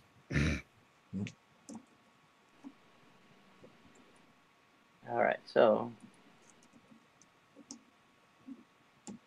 the funny thing is that my wife saw me struggling with this one, and she gave me the green light for a Prusa. So nice. So you're gonna buy your Prusa next? Yeah, MK3 with the MMU2 when it comes out. So very cool. Oh, you're gonna get all the bells and whistles, aren't you? Yeah, because she saw how hard I was looking at this, and the funny thing was she built one before in New York because I bought two of them. So she built the first one, the first Ender 3, and that thing came out flawless right off the bat, and she built it.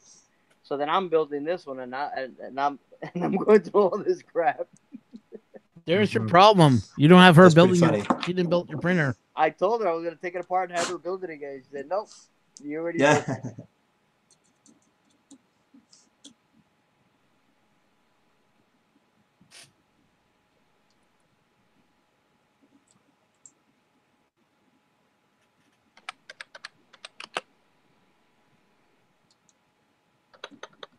Should I just search for a high poly vase or just search for vase?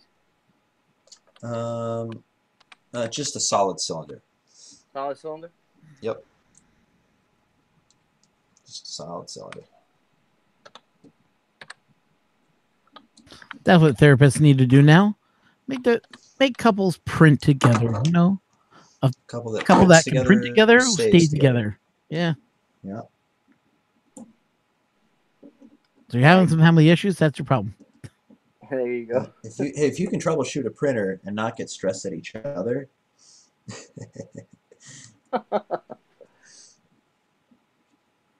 You got marriage in heaven, man. Yeah. Oh man, I'm looking for somebody like that. That would be cool. Oh, she kicked me out of the room when she was building the printer. That's awesome.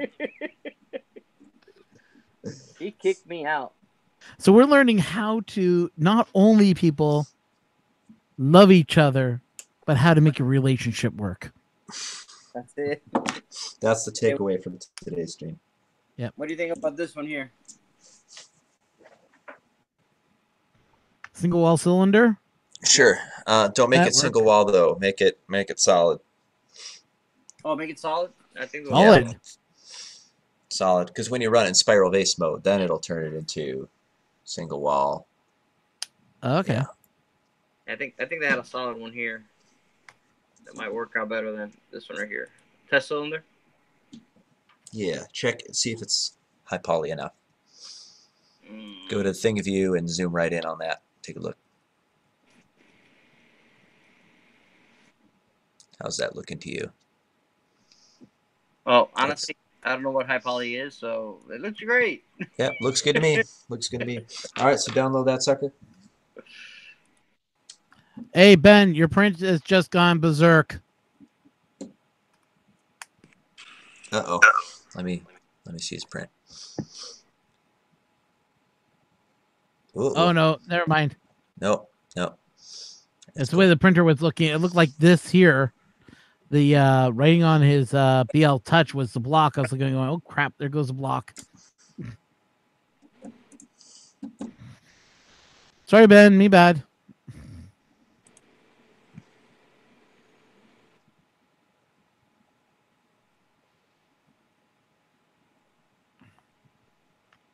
Okay, so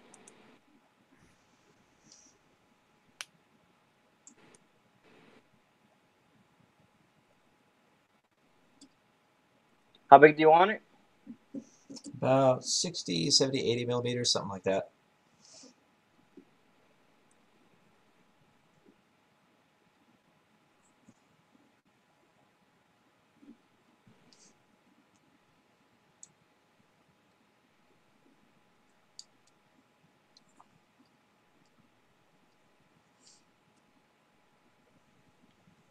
How is it? So Fernando, my friend's upset that you subscribed to her channel since she has nothing on there. Oh, I'm sorry. That's okay. It's not your fault. I'm just telling her, don't worry about it, you know? But she's like, there's nothing there. Oh People yeah, are- when I went ahead and I subbed her. Yeah. And you know what? I used to not sub people that didn't have anything on there, but eventually she'll have something. I'm hoping. So she don't have a 3D printer. I'm thinking of packing up my Tronix XY and just shipping it off to her and say, here. Man, do you hate her that much? Wow, that was savage, Oh. man. Holy crap. Careful. Wow. In case your I your thought you said your your wife with friend- that mouth? Wow. Yeah. I don't know. I you know it can get has at printing. problems, It's but not she great, wants to but, like, she wants to get, if she likes it and she wants to get into 3D printing, it's at least it's a little bit of a it's that first piece to get her tempted. I know, I'm just joking. She will learn a lot with that. Same thing as the ANET A8. I mean, I learned a lot with the ANET. Come on, the ANET we just know, just replace the firmware and everything will work better. Yeah. That's some bad firmware. I got some really wonky firmware, especially that turns off all the protection Yep. and That sets is houses on unacceptable. fire. Yeah. Alright. Spiralized outer, relative extrusion. That's right. Should I select relative extrusion or no? If it's been working so far without it, then don't, because that'll mess stuff up. Yeah, I haven't tried it with Cura, so Yeah, don't do that.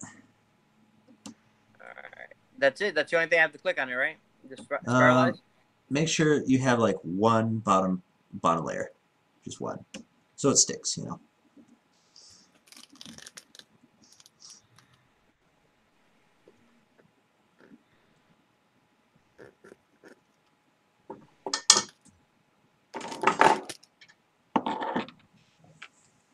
I read something kind of interesting though.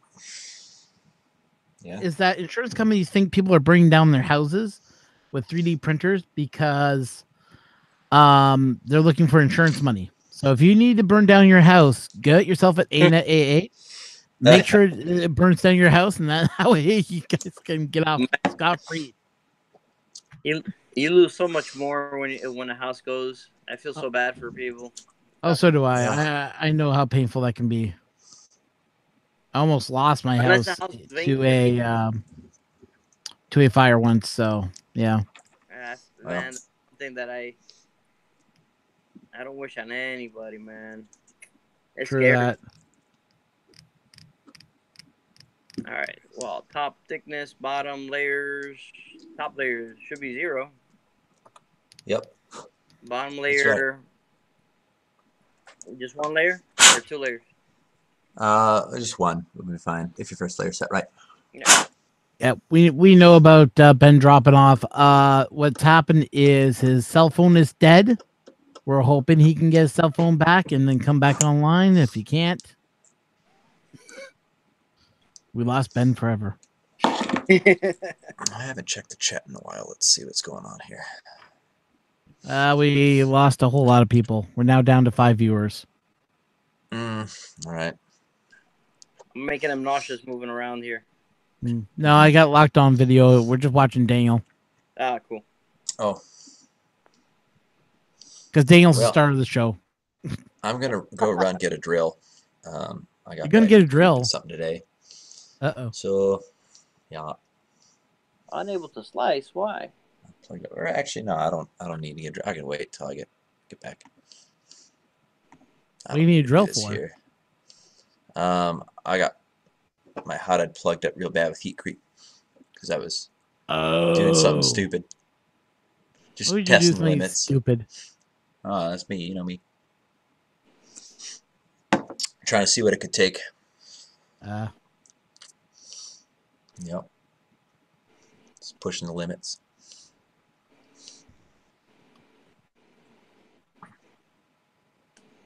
Well, Craig's still showing up as being a member on here, so he's still out there.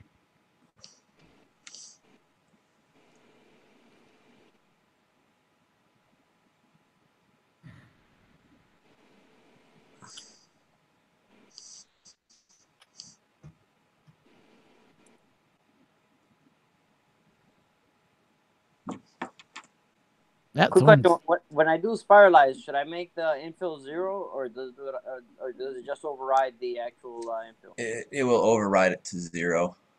Okay. But yeah, you can set it to 0 yourself if you want.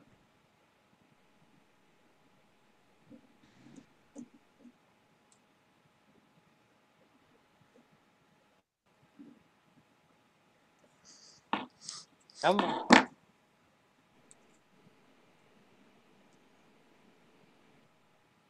Everybody's playing voice. Everybody's playing this new game, Monster Hunter World.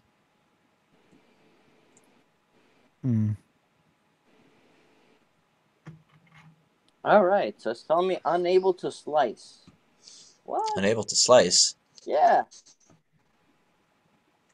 Let's see. It's probably because of the infill or whatever. Top layer 0. Yep, gotta be 0. I did, and that's the only thing that's in yellow. Bottom layer 1. Let me see what it does. Let me see if that's the only thing that was like an orange. Mm-hmm. I don't know if maybe that was holding it back from slicing. It says ready to slice. Prepare. It shouldn't. Oh, good. Let's see.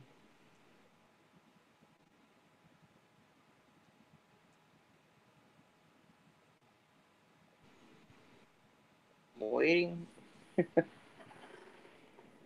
Okay, now to the slicing. Man, the thing's slow.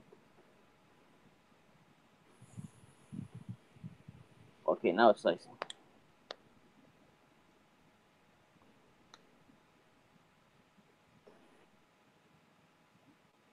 Okay.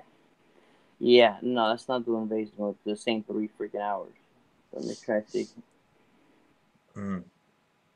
Make sure infill is 0 then, I guess. Yeah. It doesn't override it. Yeah, no way at 3 hours is it overriding anything. So let's go 0.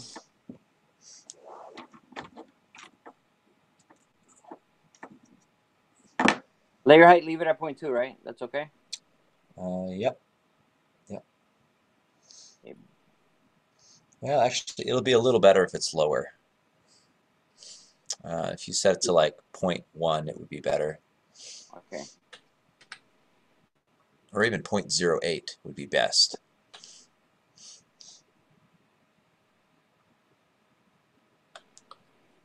All right. So 0.08.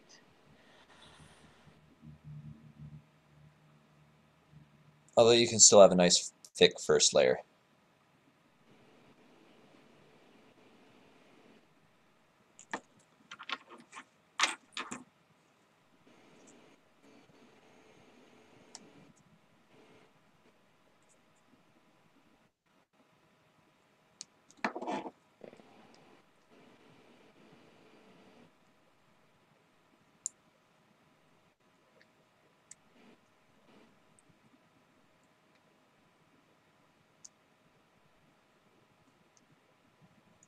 And fill 0. There.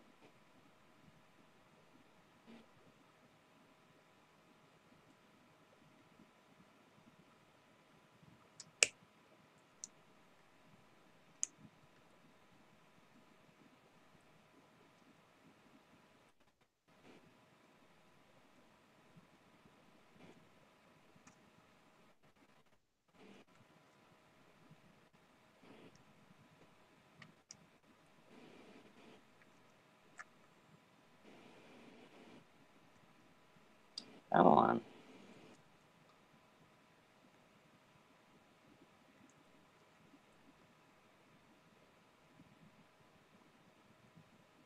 What the hell?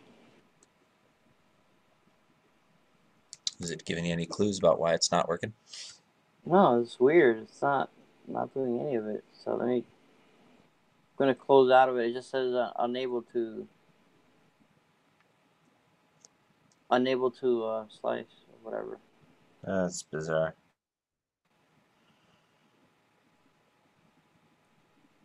Let me close out of it and reopen it.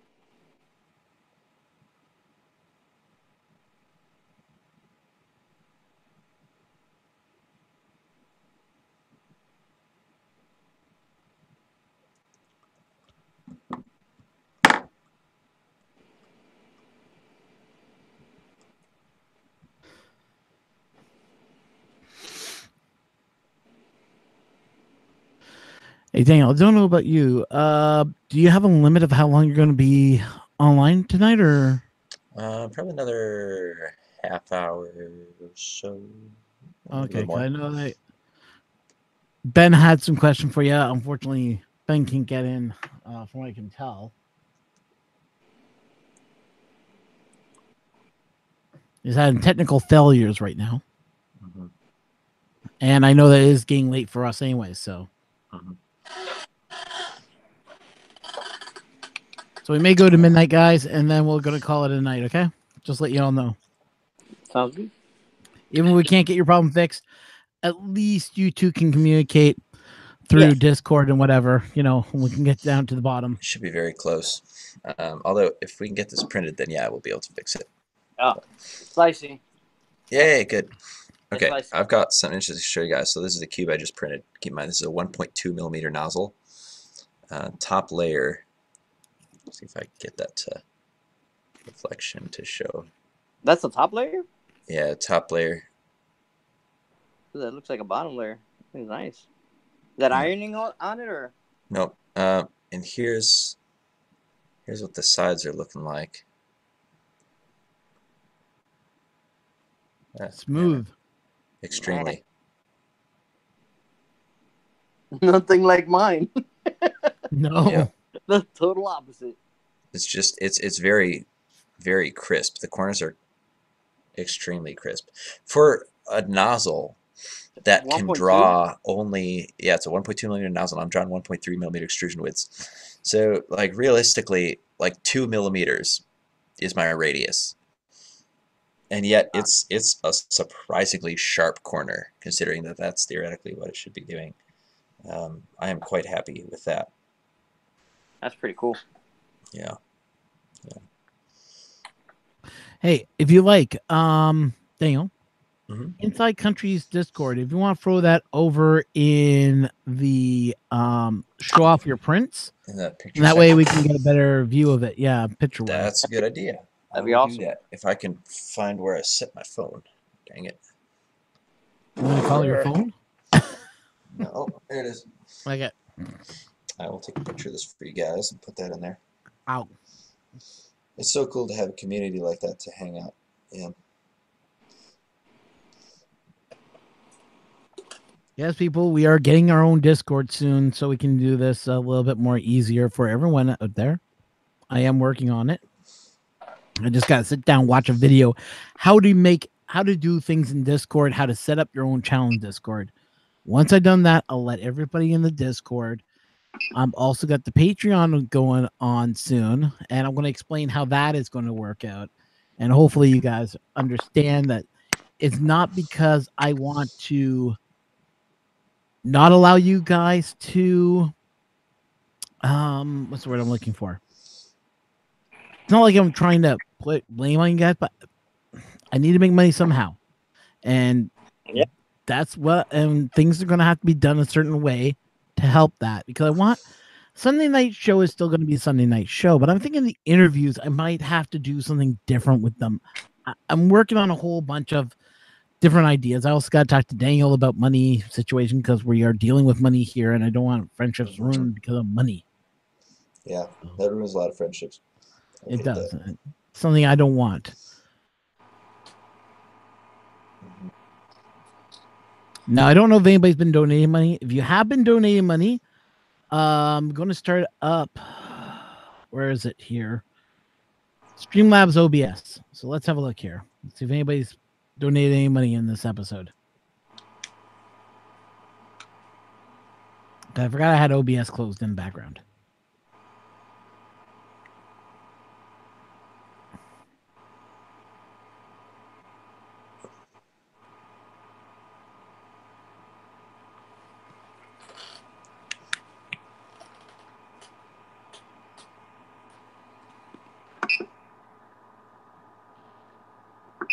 So only DJ Anime has donated $5, and just Chris, as we know from Chris's basement, he did the donation also, which was really great of him. Thank you so much for both of you guys. For both of those people, we had a new subscriber this week, which was awesome. You know, I do see a lot of new subscribers on here, and if you are a new subscriber, I thank you so much for subscribing. Don't forget that, you know, we do that. I'm only doing this because I want the community to gain something, learn new things here, and that's all it's all about. It's not about, you know, whoever donates the most money gets mentioned. That's not true. I love everyone that's in the community. You know, I feel like this community is so much fun. We can all chat, we can all have a conversation, and talk about something we all love, which is to print. Yeah, darn right, man. I love. Darn right, yeah. You telling me, boy. That is true. Yep. So you're rocking yourself a gamer keyboard, I can see there, Fernando. That's it's a funny story, but there's a store by where I live that they call it a treasure hunt. It's one of those it's a flea market store that they buy bulk returns, I guess, from like Amazon. Okay. Oh. And they sell everything for $1. Jesus. Yeah. So I mean, but it's like they call it a treasure hunt because you can find treasures, or you know, but you got to look for them. So like I picked up this keyboard and the matching mouse for $1 each. That's crazy, man. Which keyboard is that? I've got stuff that I picked up, like you know, that's like that. This gooseneck here for the phone, that was $1. I mean that USB hub right there, that was $1. I even picked up like a Raspberry Pi 3.5-inch screen for $1. I mean, wow. Oh, one of those stores near me. I would take the returns off their hands. I'm telling you, it's pretty crazy. I go in there, and that's usually stuff that I look for, and stuff that I could use. See, what you should be doing is you should be going to the store all the time, contact everybody, and say, "Here's what I got this week. Who wants it?" Dude, I pick up. The thing is, my wife is on me because I drop $50 every time I go. You know, at least. And then they have a $5 store because they have different size pallets that they buy. Mm-hmm. So they have a $5 store where everything's $5, and like on Sundays they just blow it all out. So whatever's left, they sell it for $1. So I picked up a lot of stuff. I mean, man, if they get 3D printers in there, you know you gotta grab those. Oh hell yeah, right. Anything to do with 3D printing. It's funny because I what I look for is electronics stuff that I could use, stuff that I could make. I bought like the all the smart home LED bulbs that are programmable. I bought all those there. The switches for lamps, you know the plugs that work with Alexa. I bought those there. Um, I mean, they've just got a lot of stuff, and you never know what it'll be. So that's one of the funny things. You know, one day Yeah, you'll I have hear you, man. I one was day you'll enjoying have that little bit of layer porn you were showing off. That was some good layer porn. Yeah, that was cool. put it on there. There you go, people. First time you're going to see layer porn on my channel. Slowly pushing layer porn. Look at that. Look at that thing move. Right there. Ooh, close up layer porn. Ooh, sexy. Look at that mortar go back and forth. Back and forth. I'll tell like you a what, monster. it's soothing for me to watch a printer lay down some layers. I mean, I'll sit down here and I'll just veg out. It is soothing.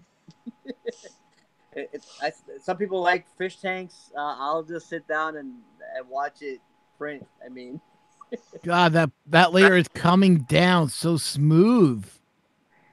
I'll tell you what, this ultra base type Creality glass is freaking awesome.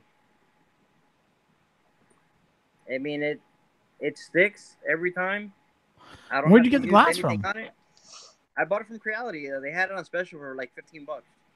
Oh dang! I wish I knew about that. I would got some And- for the CR10. It was $15. It came with the clips, and then it came with the spare nozzles. They sent me a whole pack of nozzles.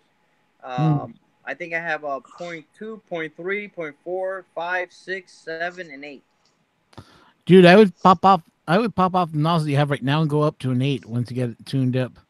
Well, yeah, that's what I wanted to try, something like that. But again, at first, I want to get these issues resolved with it so I can try it out. Yeah, because that thing is just laying down some nice white, sexy filament. It's beautiful the way that it comes off. I mean, the way it comes off the bed when it cools down, it's just loose. I mean, you just grab Doesn't it. it just fall off?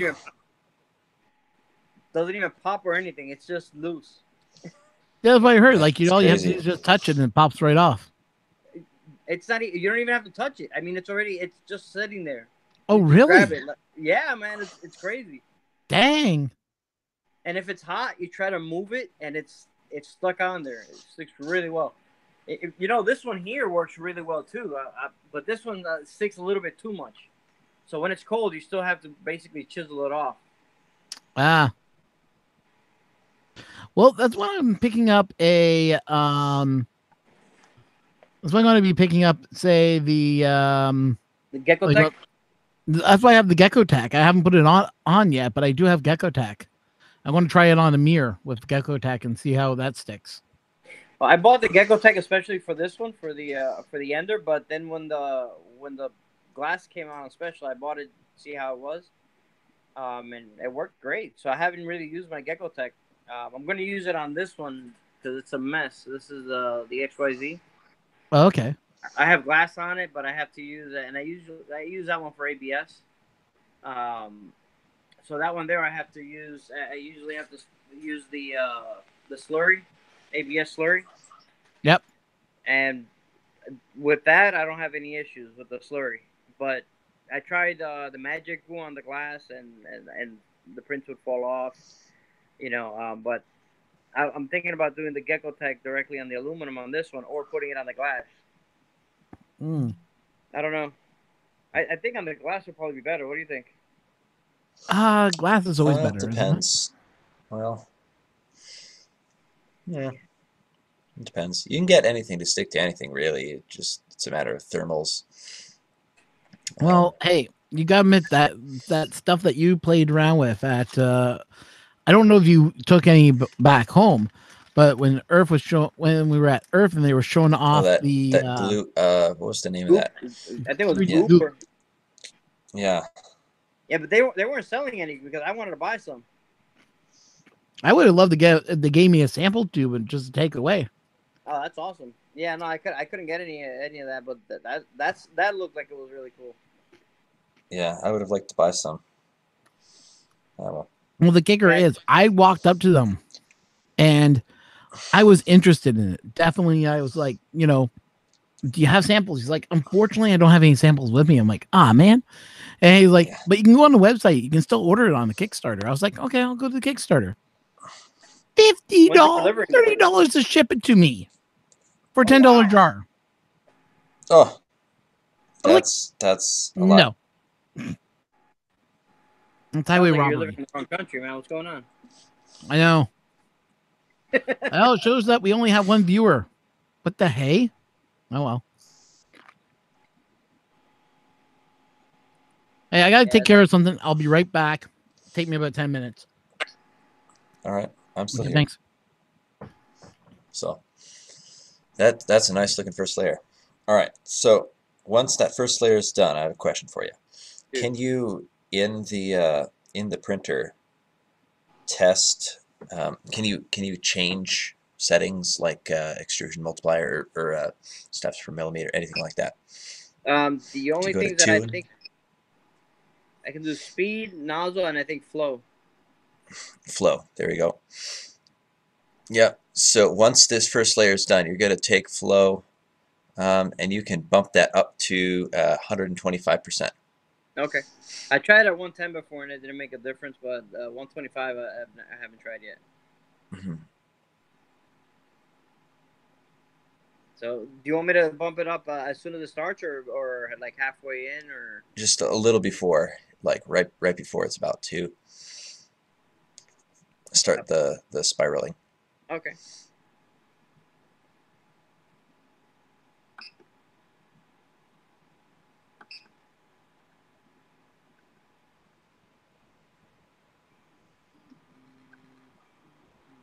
All right.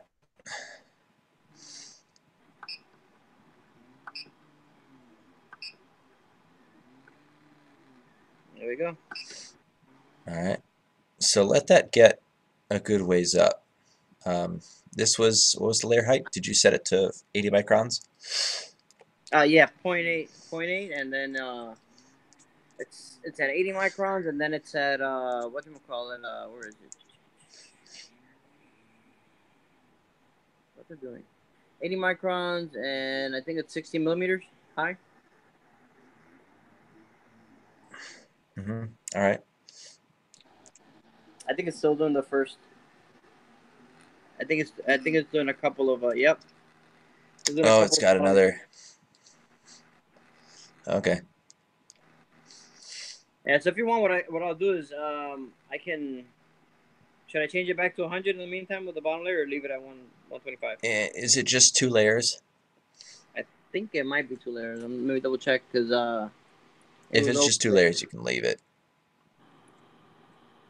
Otherwise, you're gonna have to change it back for that 3rd layer. Come on, baby. I think it was 2 layers. Let me see here, but we changed might be higher. Okay, here, fill ironing layer. No, it's gonna be more. Bottom layers. How many? 5. 5. Oh. Yeah. So set that back down to 100. Maybe bump up the speed too while you're at it. Yeah, I'll do that.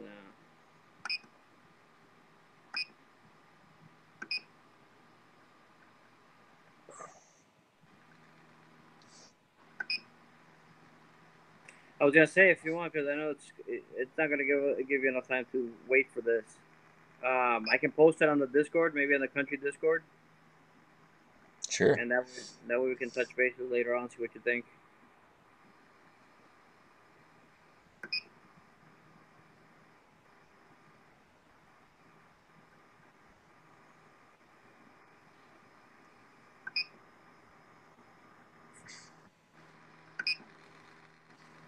Yeah. So the goal of what we're doing here is we're trying to isolate the role of extrusion rate in the periodicity of the artifact.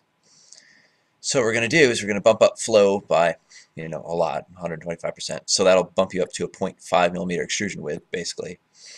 And it's going to print quite a bit of that.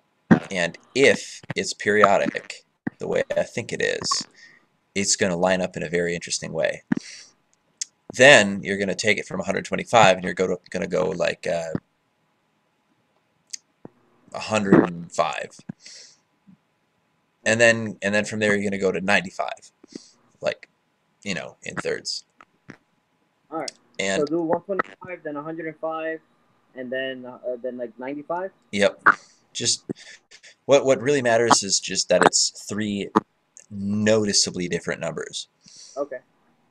And we're going to go from large to small. Okay. Just for, sake of structural strength. Sounds good. All right. So what I'll do is I'll finish this print here. I'll post it in the Discord. You're able to go into the Discord, right?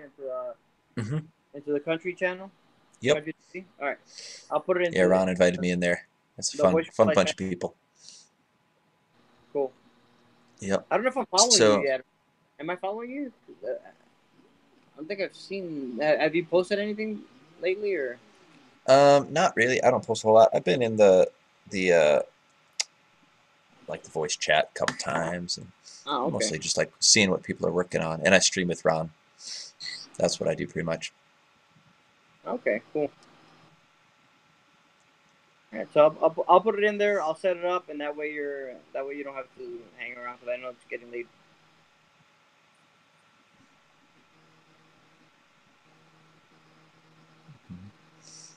Is this layer number 3 here? Yeah, this is number 3.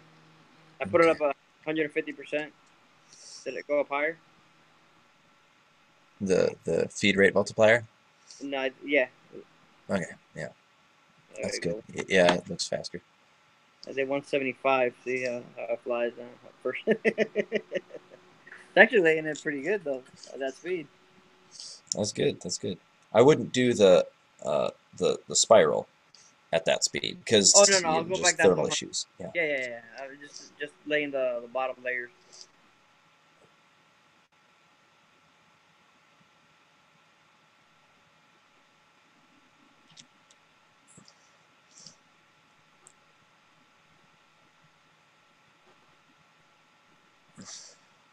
Tell you what though, with the dampers and on the motors, it made it so much quieter. Yeah, they really do help. They isolate the vibrations from the frame. Oh yeah.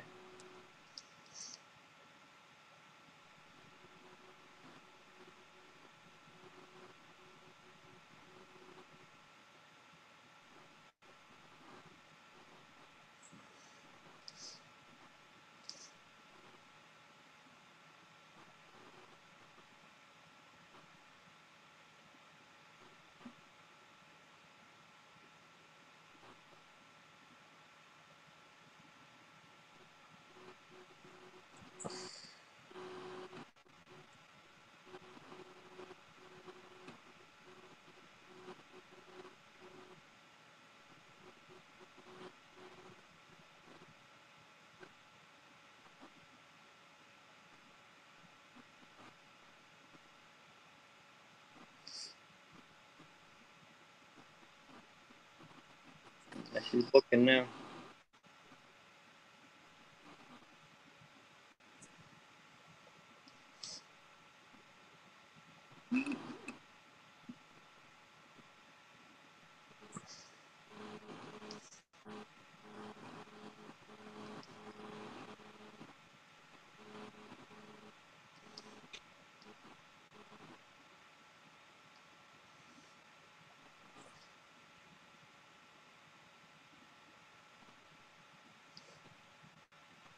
Okay, guys, I'm back. Sorry about that.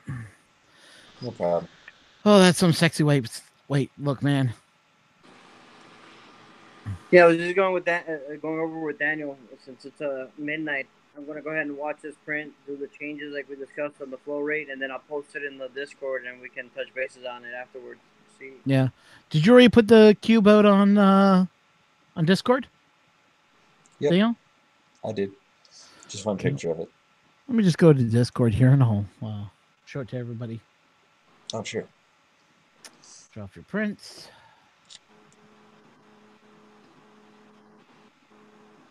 Okay, share this. Share my screen. Daniel, what's your tag on Discord so I can? Techie Fiddler. In general, you can find me. There you go, guys. Look how nice that looks. Like, I can't even zoom in and show you the layer line. You posted that thing. So okay, you posted the cube, so I just. Yeah, still working on some little issues or little bubbles. This filament is wet, so I need to dry it. It is very wet. Well, you can build a filament dryer. I put the video out for it. Yep, I honestly should do that. I should follow your video and do that because I need one. This filament is that's why I'm using it for this initial testing stages because it's totally wet. But I mean, look at the layer consistency. Yeah. Smooth. And up in that corner, look at the top corner. I don't know if you can drag up at all. Yeah, you can scroll up a little bit. Still dialing in the first layers. It's kind of hard with the 1.2 millimeter nozzle. Yeah, I do see right there. There's a little bit of curve. Yep. Was that a layer but shift? that corner there, nope. Just like elephant foot stuff. Corner here, the one that you're looking at, or edge, I should say, that is the retraction line. That's because of retraction right there? Yep. Isn't that pretty? It's just such a nice little zipper. What printer are you using? What's that? What printer is it? That was on the one I'm developing, the Core XYT.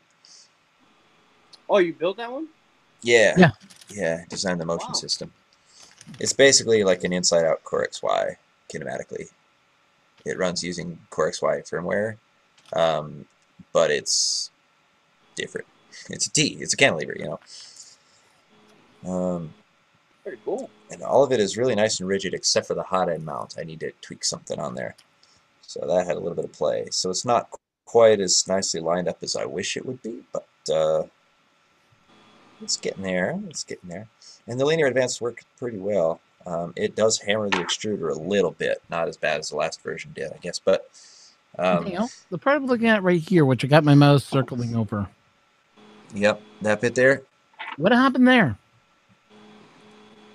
Oh, what you're seeing there, that's from peeling off a brim.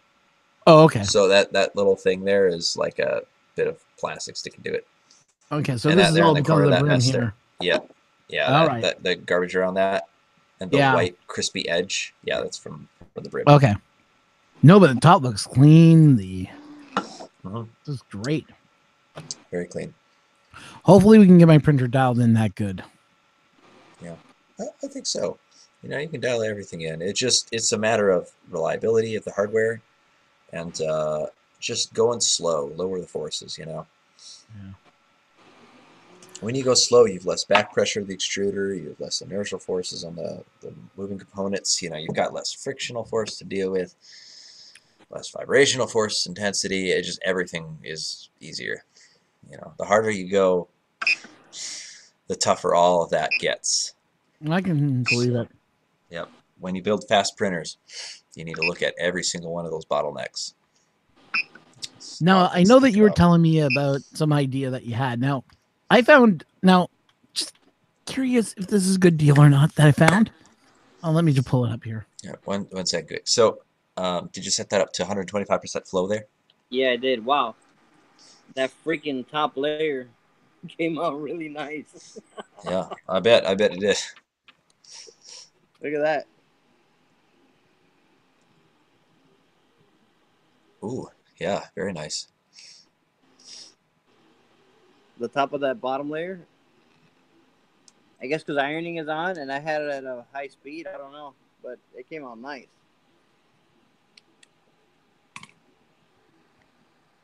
Yes, I slowed it down to 100%, and then I went ahead and I did the 125 flow rate. That's good. That's what we're hoping to see.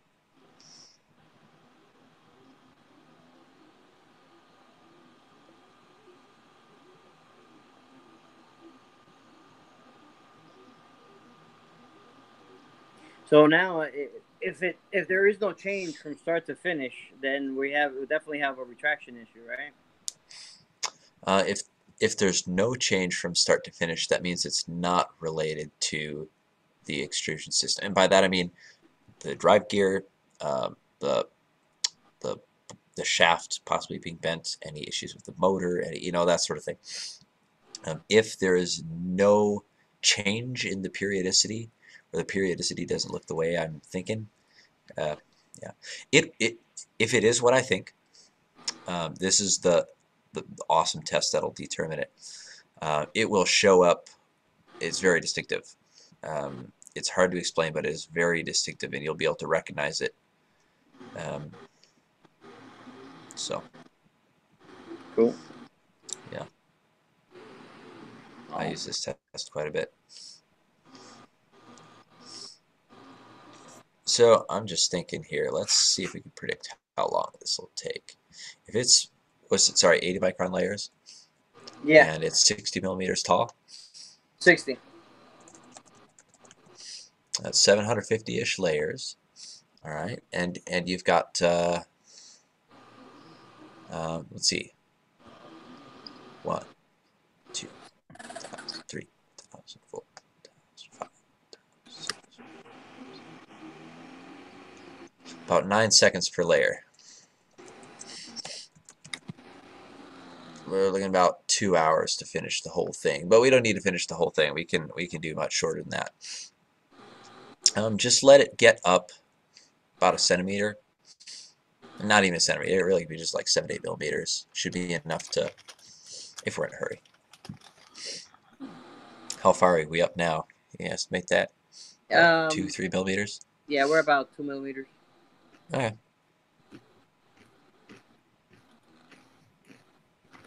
So we'll leave it for 6 millimeters around there, and then we can go ahead and hit it with go down to 105. Mm-hmm. Actually, 110. Now that I think about it, let's make them equidistant. So it's a 15% difference from 125 to 110, and another 15% difference down to 95. So let's do it that way. Let's split it up that way.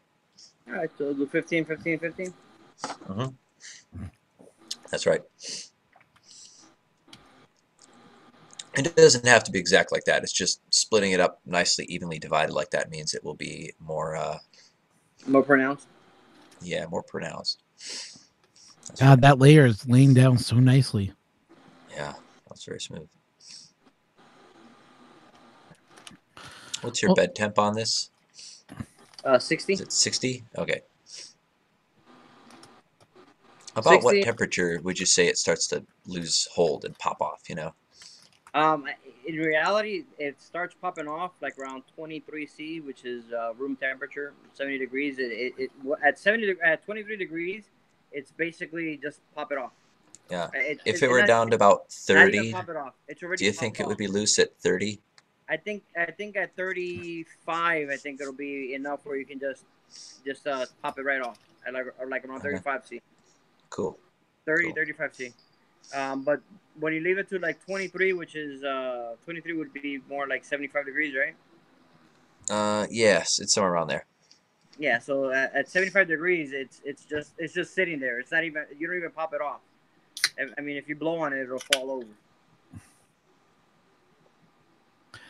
Hey, Rover, just out of curiosity, I know you did win. Have you received the filament yet, by any chance?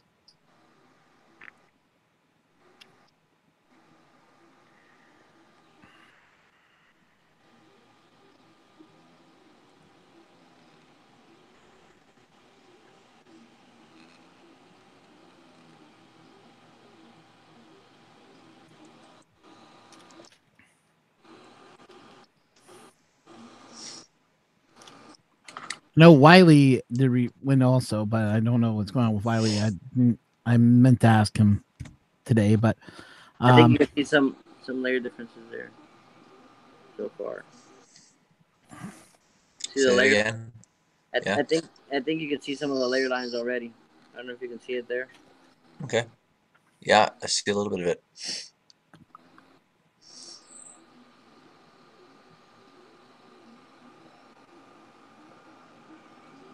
I can get you a better angle. So thinking what you're thinking right now. I'm just watching it. It's like watching a campfire. It's pretty. You know what I mean? Yeah, come on. I can't be the only one who thinks it's like No, I'm it's with you, therapeutic. dude. You sit and watch it, it's just like, It's oh, like, look at it go. It's like watching fish in a fish tank. Yeah, it's the same reason people keep Fernando, fish. You know, do me a favor. What filament are you using? This one is Bumat. It's cheap filament. This one is. Do me a favor. Take your calipers and go a little bit into the line of like a little bit into that filament, and check the size. Across you and said then it was up and down. 1.72 where you measured. But why don't you pull a couple meters out and check a little more interior too? Yeah, I'm just curious. I got you thinking the same thing I'm thinking, right? Well, I've tried, and just so you know, I tried 4 different filament, 4 different rolls of filament when I was and it was doing the same thing. Yep. Yeah, but I'm wondering if a couple strands long, if your strands are not that greatly sized wise. Yeah. Well, trying different filaments, known filaments, should fix it. Plus, it would be reproducible if you put this filament in a different machine and the filament were to blame. The other machines should suddenly start displaying the issue. You know. Yeah. Now I had this problem with the Tronix XY was Z banding, but I know that the Tronix XY is just the Tronix XY. Yeah. Tronixes They're weird. They're budget printers. I'll put it that way. They do have to cut a couple quarters to get them down to that price point. You know, it's just inevitable. You know, you have to do that. If you can make a full-featured printer for cheap, everybody would be doing it. 174 to 176.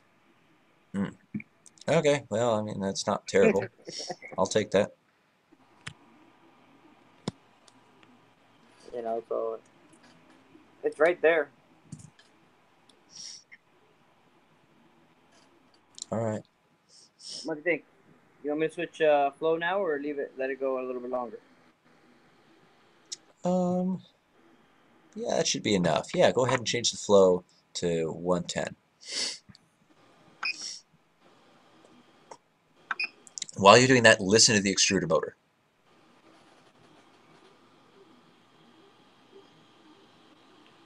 It might change pitch. It should change pitch.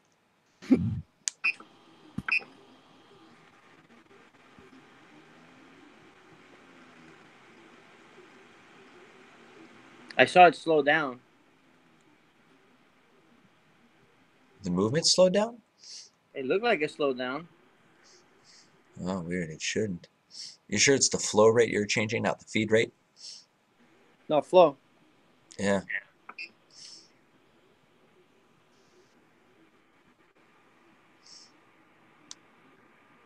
Yeah, it looks. Not the print slowing down. I'm talking about the gear. Oh. Okay, good. Yes. Yeah, the gear is supposed to slow down. That's good. That's exactly what we're hoping for. All right. So now we'll let that run. Do you have an estimate on about how high? Oh, you could take a Sharpie right now and just put a mark like on the top / side so it'll be a little bit visible.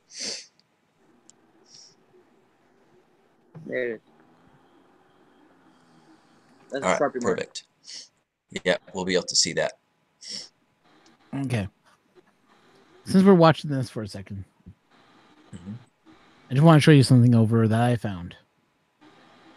Sure. So these guys are known as Maker Parts. They're a Canadian company, but I just have to ask you a question though. Why is this flashing for?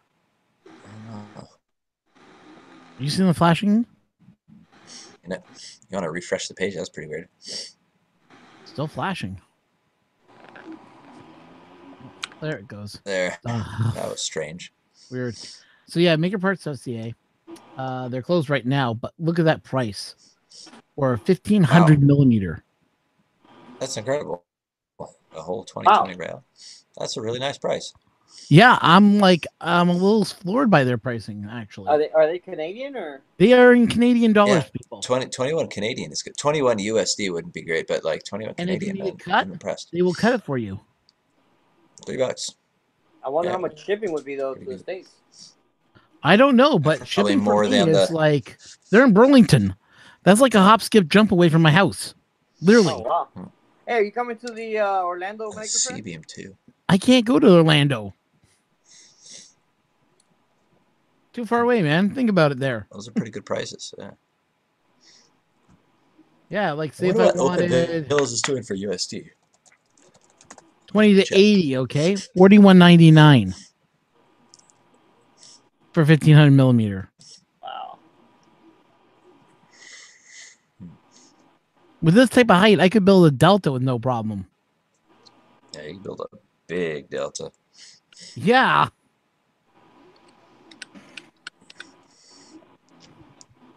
They sell that. They sell 3D, all their 3D printer accessories. I don't know what Bear V slot is, but steel core, white gear belt. There it is. Fit to length, cut to length of 1 foot. $299.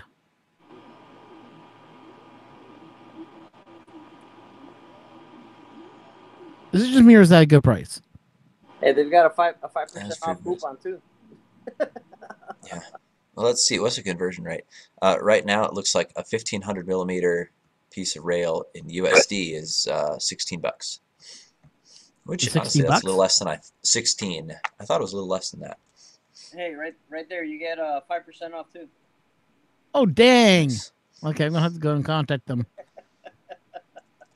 See if I can do a video at their place. That would be awesome. Hey, that would be cool.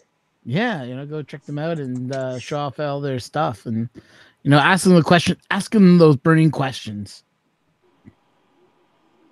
Yeah, BL touch sensor, $48. Ouch, yeah. What? Yeah, $48.99.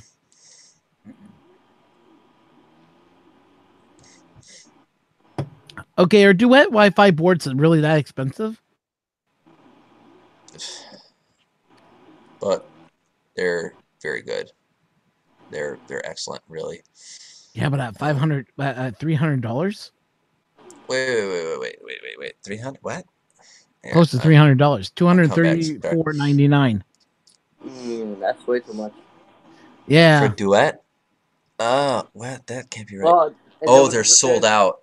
They probably jacked up the price because it's, they're out of stock. If you were to order one, they would need to get shipping across the border, and that'll cost more. And then, Yeah. So, yeah. Now, if it's because they have to ship it, I understand that. But I'd rather go pick it up from Duet themselves, go across the border and pick it up from the warehouse. Yep. See, when their smoothie boards are $341.76. Gosh, I would take a Duet over a smoothie any day. Yeah, but just the cost of it is ridiculous. Yeah, and I wouldn't even do smoothie. I would do a Cohesion 3D. There, better.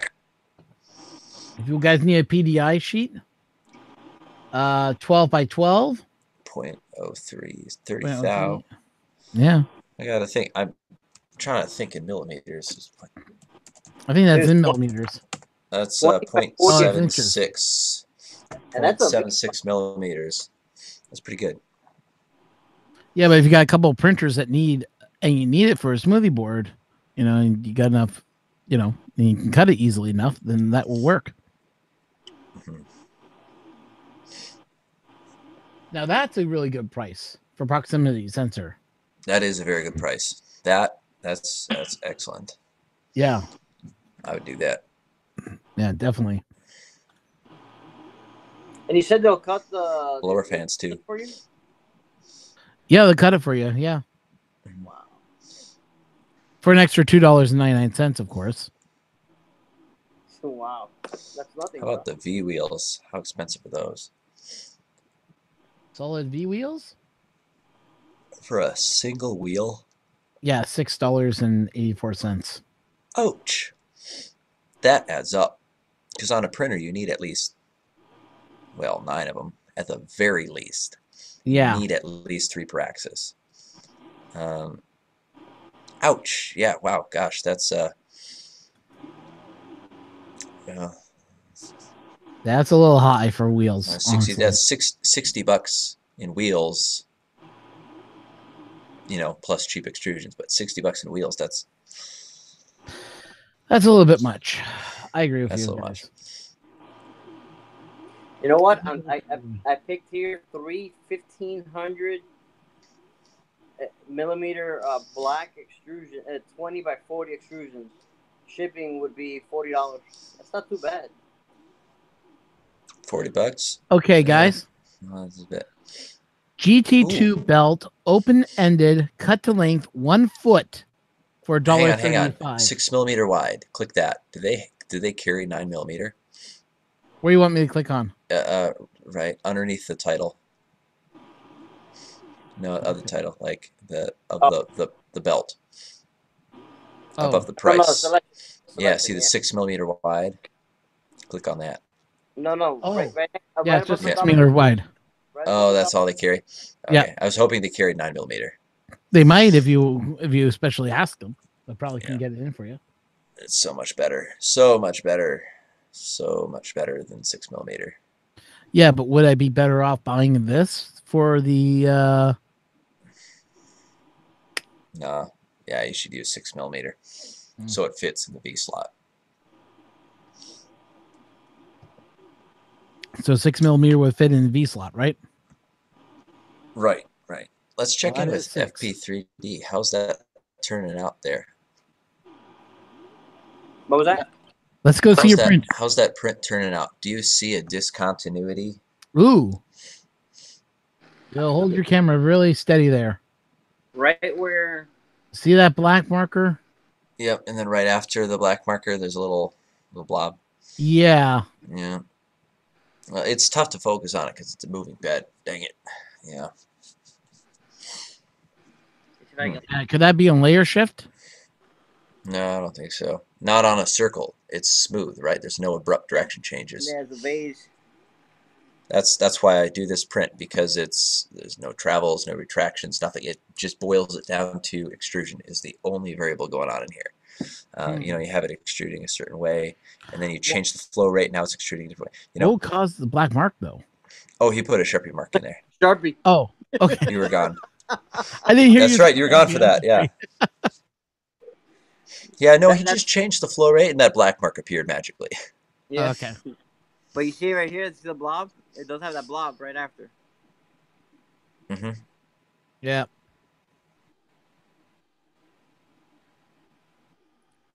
But then it kind of corrects after that. Yeah, that can happen.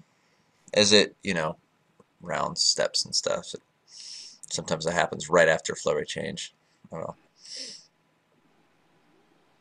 Well, how many millimeters do you think you have of the new height?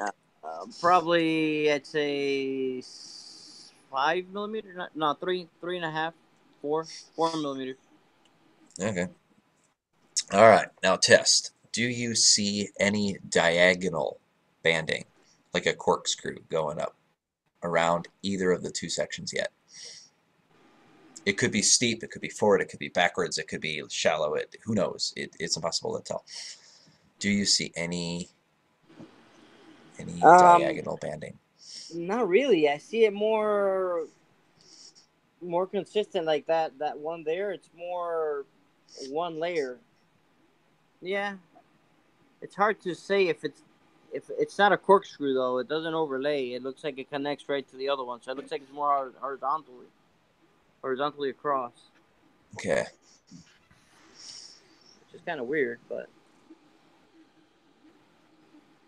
And the only, it's hard to say to see this one, but if you look at it, I don't know if you could see it, but it looks like on a couple spots, it's starting to shift from one side to the other. It's out on the right, but it's in on the right and out on the left. Mm. So if you look at it right here. Yeah, I see that. You see that does there? Look like a layer shift, but it does. It doesn't. If you look at it on this end. Yeah, I doubt it. I doubt that's what it is. You see, like it's like 1 millimeter, Yeah. like 1.5 millimeters down from where it's at right now. Yeah. Question: Did that happen when you set the camera on the bed? You think? Yeah, possibly. Bumping the system like that can just Yeah. applying force, pressure, whatever could just kind of shift things. Yeah, that is around when I put the camera on there. I think that's what that was.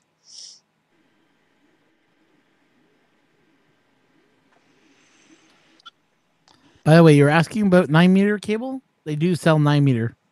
9mm wide belts. Yep. Nice. That's what we use on all our industrial machines so far. Just don't know if 9mm is what I need. If we build something like a meter by a meter, we'll go even bigger than that.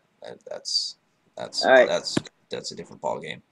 Yeah, this is belt is 112 millimeters closed loop. Okay, are you changing that flow rate down to 95 now? Yep, and marking it.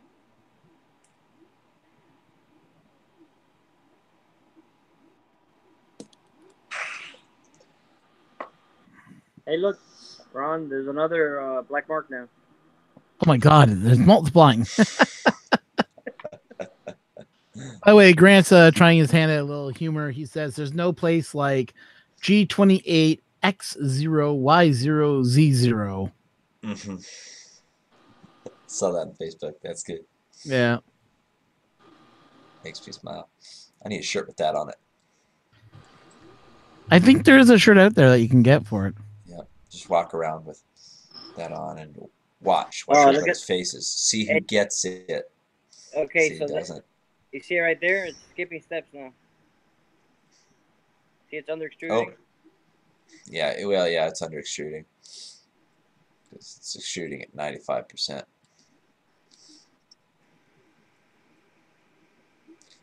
I don't think it's even moving now. Yeah, I don't even see it moving now. Did the gear stop turning? Yep. Oh, that's weird.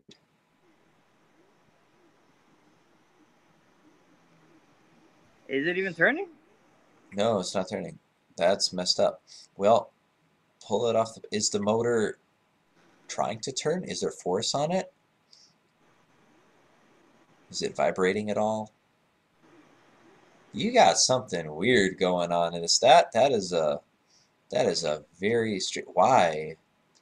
Overriding flow rate should not cause the motor to just stop. That's a bug. Yeah, it's just like frozen. That is messed up there. Okay, if the wire harness is all intact and it's receiving electricity from the board, then the motor should not be doing that. Let me see if I bring it up to 100. It's just at 95. I wonder if it's something similar to my Creality where I received them and they never tightened down the bolts properly on the motors. Oh crap! No, I don't think that's. I just hit freaking stop by accident. That's okay. Yeah, I hit stop by accident. I didn't want it to stop. Yeah. You can always try again later tonight, later after the feed's over with. Well, yeah, why don't you take a couple pictures of that being lit from above and then post them into the chat, and then we'll take a look at it. It's a real lemon, you got a stinker here. It's not mechanical, it's not really electrical in the common ways. It's not extrusion. I think it's got something to do with either the drivers or the board itself, man. Mm-hmm. I think your firmware is best off. Yeah, the firmware in these I'm not impressed with. I would anyway, even if you weren't having problems, I would just scrap that firmware and put some new stuff in it. Because Marlon has, such excellent yeah, I'm returning this one. I'm taking all the. I'm putting it back to stock, putting it in a box, and returning it. No, you can make it work. You can make it work. You just gotta reflash the firmware probably. Nah, I think we've gone as far as we can with it. Because once I flash the firmware, then basically I own it. How long have you had it now for? This one? Yeah. 14 days now. Okay, well, it's still within. Who did you buy it through? Amazon. I can send it back. Is it like a tiny machine build or is it a non-tiny machine build? No, it's from Creality. Ooh. Good luck getting your money back. That's through Well, Amazon. Amazon will take care of that. Yeah, Amazon will send it back. I can send it back. Yeah. So can you get some pictures of that and post them in the chat later? Yeah, I'm I'll do that. I'm feeling a little uncomfortable right now because this is the first printer that Oh, don't, honestly, like, I haven't been able to fix dude, don't. going through this list of stuff to try. So I'm quite confident now it's a firmware issue. Yeah, Um, I'm with you there. I think it's either software or the actual board itself. I I'm agree. putting it on the firmware. Either the board or the firmware. Yeah. So Yeah. yeah. Hey, that sure came up to bed nice. Oh, you saw how So, easy it came off, and it's yeah, still that was thick, impressive. but Yeah. I Well, I really would encourage you to keep it and, you know, mod it a little bit, but that's up to you. If you want to just return it, that's okay. But you can get it working. It just will take a little more tweaking. I don't think they'll say anything if I load a bootloader on it and load it and try that. If it doesn't work, I can still return it probably. Probably. Let's just take it back. I don't think they check it to see if it's a bootloader on there or not. No. Technically, that's you're doing when the they next guy receive a it back. favor. Yeah. Well, Swapping that to is modern true. Marlin. You're doing the next guy a favor. That is true. So. Yeah.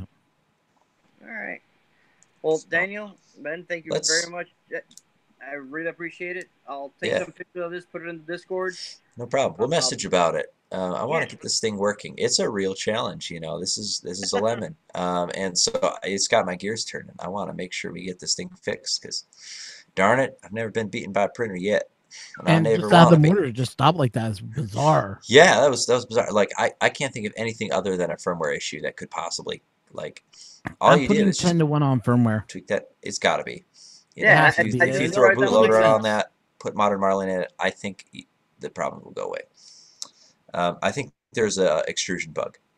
So. Yeah, and that's what I kept looking like was under extruding, or like it was under extruding, but every time I bump it up, it wouldn't make any change at all. It really didn't change the way that it looked. Yeah. Yeah, it can only make sense that this is an extrusion issue. Yeah.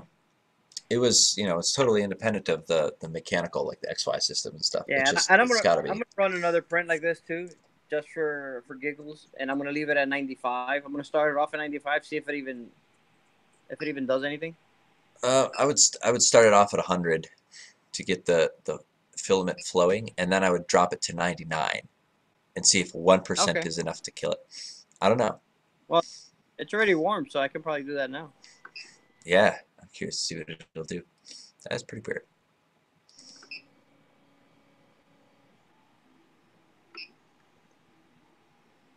"99" reminds me of that stupid song by Toto. Which song's that? Toto had a song called 99. Just 99? Yeah. I don't know. That's weird.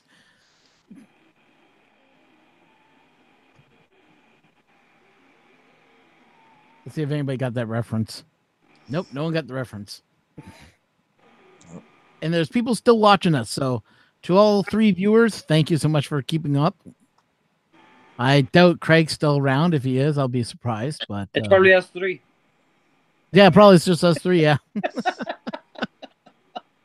Technically, it's not supposed to say no.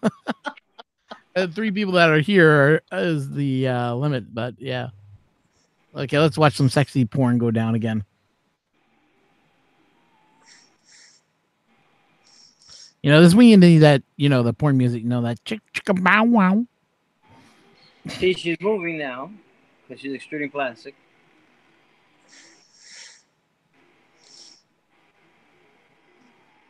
No, is that moving? Yeah, it's moving. It didn't look.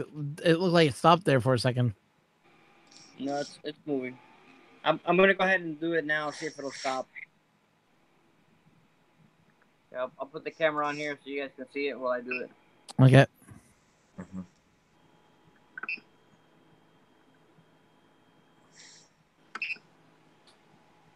Okay. Can you see it there? 99. Still going. Yeah, it looks like it. Yep. 98. Still going. Mm-hmm. 97.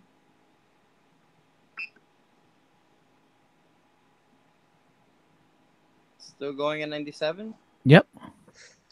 Mm-hmm.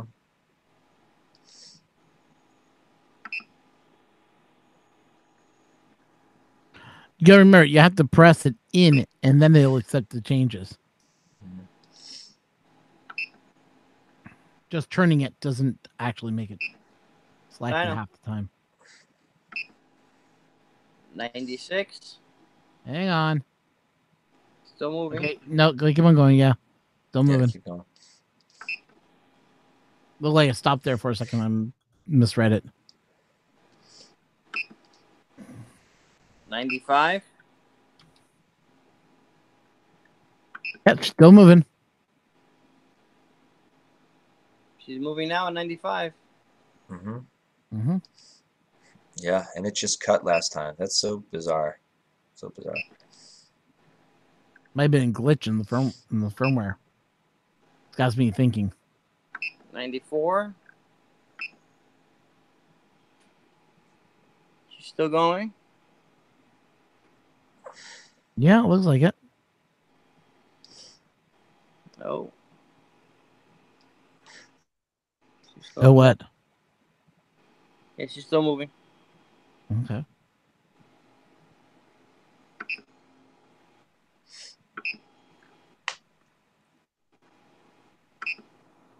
I'm gonna go to 85.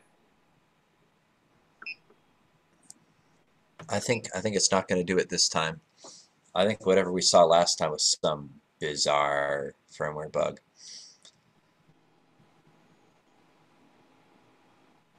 Yeah, it's not It doing could it. also be, come to think of it, a mismatch between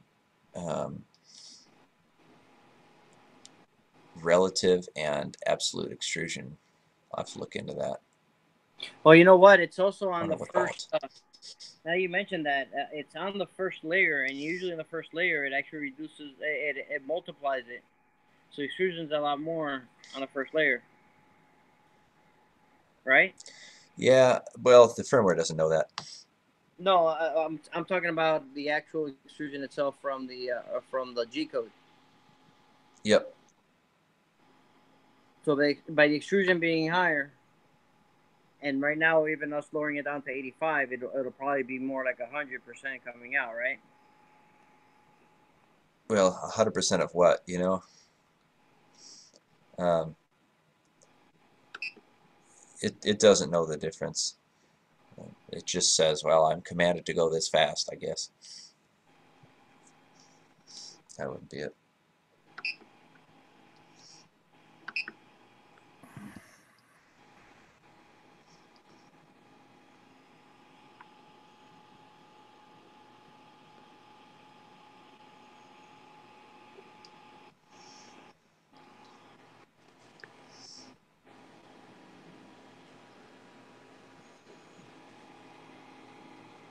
It's still going.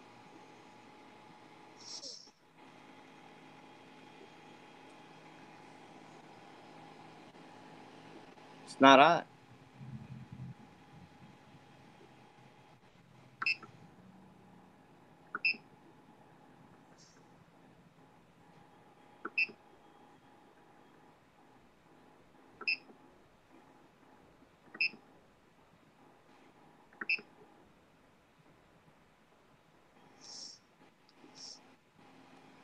All right. So as you can see here, you see the difference in the flow on the first layer from regular. Can you see it there? See it there? Yep. Yep, big time. You can see the flow difference. Yeah. Yep. So it is working. The flow multiplier is working this time around. I'm going to look into absolute versus relative. See, right now, And I'm just going to recommend that you scrap the stock firmware. Yeah. You know, put something that you know the properties in it. You know you know.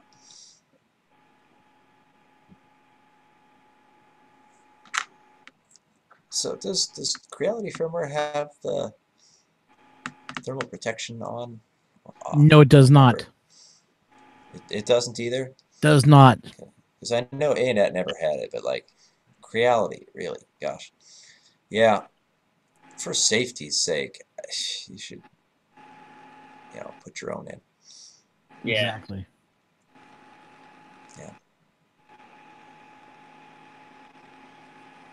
Get the latest stable branch. There's some good stuff in 1.1.9. Yeah, I went down to 50% on the on it right now, and it's still moving. It hasn't stopped. All right. Yeah, that means it was more of a one-time bug. So. It was. Oh man. I have some ideas about what it could be, but they're all related to probably small firmware modifications that they made in attempts to make it better, but they probably went backwards. I don't know. I don't know how much modification they did to the firmware, but I do know it's not really stock Marlin. It's got some noticeable behavior changes. I think they have the actual firmware. They released the firmware, so we should be able to get the basic firmware from them, and then see what the settings are. Right. Excellent. Yeah. Yeah. So, all right. So here's what I know mostly about the firmware for Creality. Creality's firmware is locked down 9 out of 10 times. So you would have to use a bootloader to get around that. Now, there are a couple people that have more have tricks in the firmware that if you want to look at them, there are a few. There's like guys like TH3Ds has their firmware out for Marlin now. Mm-hmm. You use stock Marlin if you want to go look online. You can find the stock. Yeah, I would do stock. I wouldn't do TH3Ds. You use TH3Ds? No, I wouldn't do it. It's okay, but like, if you want to be absolutely sure that what you're putting in is clean, use just legit vanilla Marlin. Vanilla. Yeah, vanilla. Plain Jane. You know what I mean? It doesn't have like the extra spices and stuff put in. It's just plain old vanilla. No, I understand what you're getting at. And we're gonna post these pictures in the voice reply chat. Okay. Awesome. I'll go take a look. Guess you should go in voice reply chat and pull that up. So that people can see what we're talking about in case they are not part of that Discord group. Come on, close.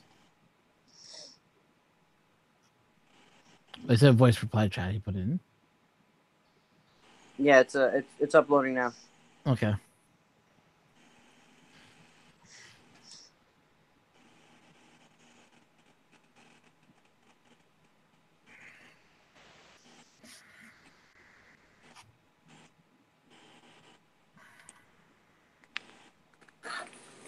Open original.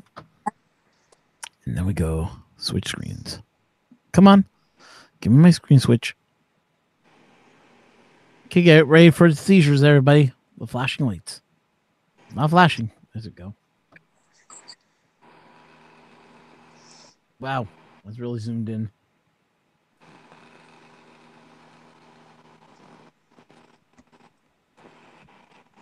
I'll just look at it on here. That's not really enough resolution. What would be best would be to look at it from straight side on and have the light coming from the top. Yeah. Well, you can see it from the inside also. You can see where the two lines are. Yeah. Honestly, that extrusion looks pretty nice to me, don't you think? Like, scroll back to the top there. You look at that. You're seeing just two white highlights. One when it gets thicker and one when it gets thicker. So that looks to me like the wall is very consistent. Right? Yeah, it goes right around the whole rim. Yeah. Yeah. So I think in this situation where the mechanical forces are low and where the extrusion is very simple, It's working. Okay, so it rules out like hardware extrusion issues like a bad stepper and a whole bunch of stuff like that. So makes me think. Okay, here's another one. Swap out the firmware. Yep, here's another one. Oh yeah, let's look at that. Yeah, Zoom in there. Yeah, I put 2 more in there. Boom. Any banding? Not really. Not really Yeah, any you can't banding. I mean, really- there's like a Artifact. line here and there, but those are from specific things that happened. Yeah. Yeah. Yep. Yeah, Okay. I'm not seeing much on this picture, unfortunately. So, what I'm guessing now. Check the one on the bottom. You can probably see it better on the next Yeah, picture. I know. I'm pulling it up. Give me a moment. Right. Only one person here. Not a full control room. Horses. Huh? Slow your horses. Calm down. There we go. Okay. Oh, yep. Ooh. That's the angle we're looking for. It's just messy. There's no real rhyme or reason to it. It's just randomness. Yeah. Now that to me just indicates, a sloppy/wobbly printer. It's just got slop in it, But then again, this is like the most unforgiving angle and the most unforgiving color for this particular. Like this is worst case scenario. You know what I mean? It's never going to look that bad in real life. Yeah. Pictures are just really good at showing off the issues. Oh yeah. So what's your thoughts, man? my thoughts are, yeah. Scrap go ahead, the sorry. firmware. Oh yeah, that's what I'm thinking. Scrap the firmware. I would want thermal protection in this anyway. Like I would recommend you to swap the firmware even if it wasn't having issues, because just give it a nice new stable build Marlin. Give it some nice new features, but give it thermal protection. Yeah, it could save your butt. You never know. It just drives me nuts because I've never seen one out of the box like that. Yeah, that is an unusual. Well, and there's probably a mechanical slot component to it. The usual suspects have all been eliminated, but just like somewhere in the frame, there's got to be something loose. Yeah, so. Trust me, I've been up and down the whole thing.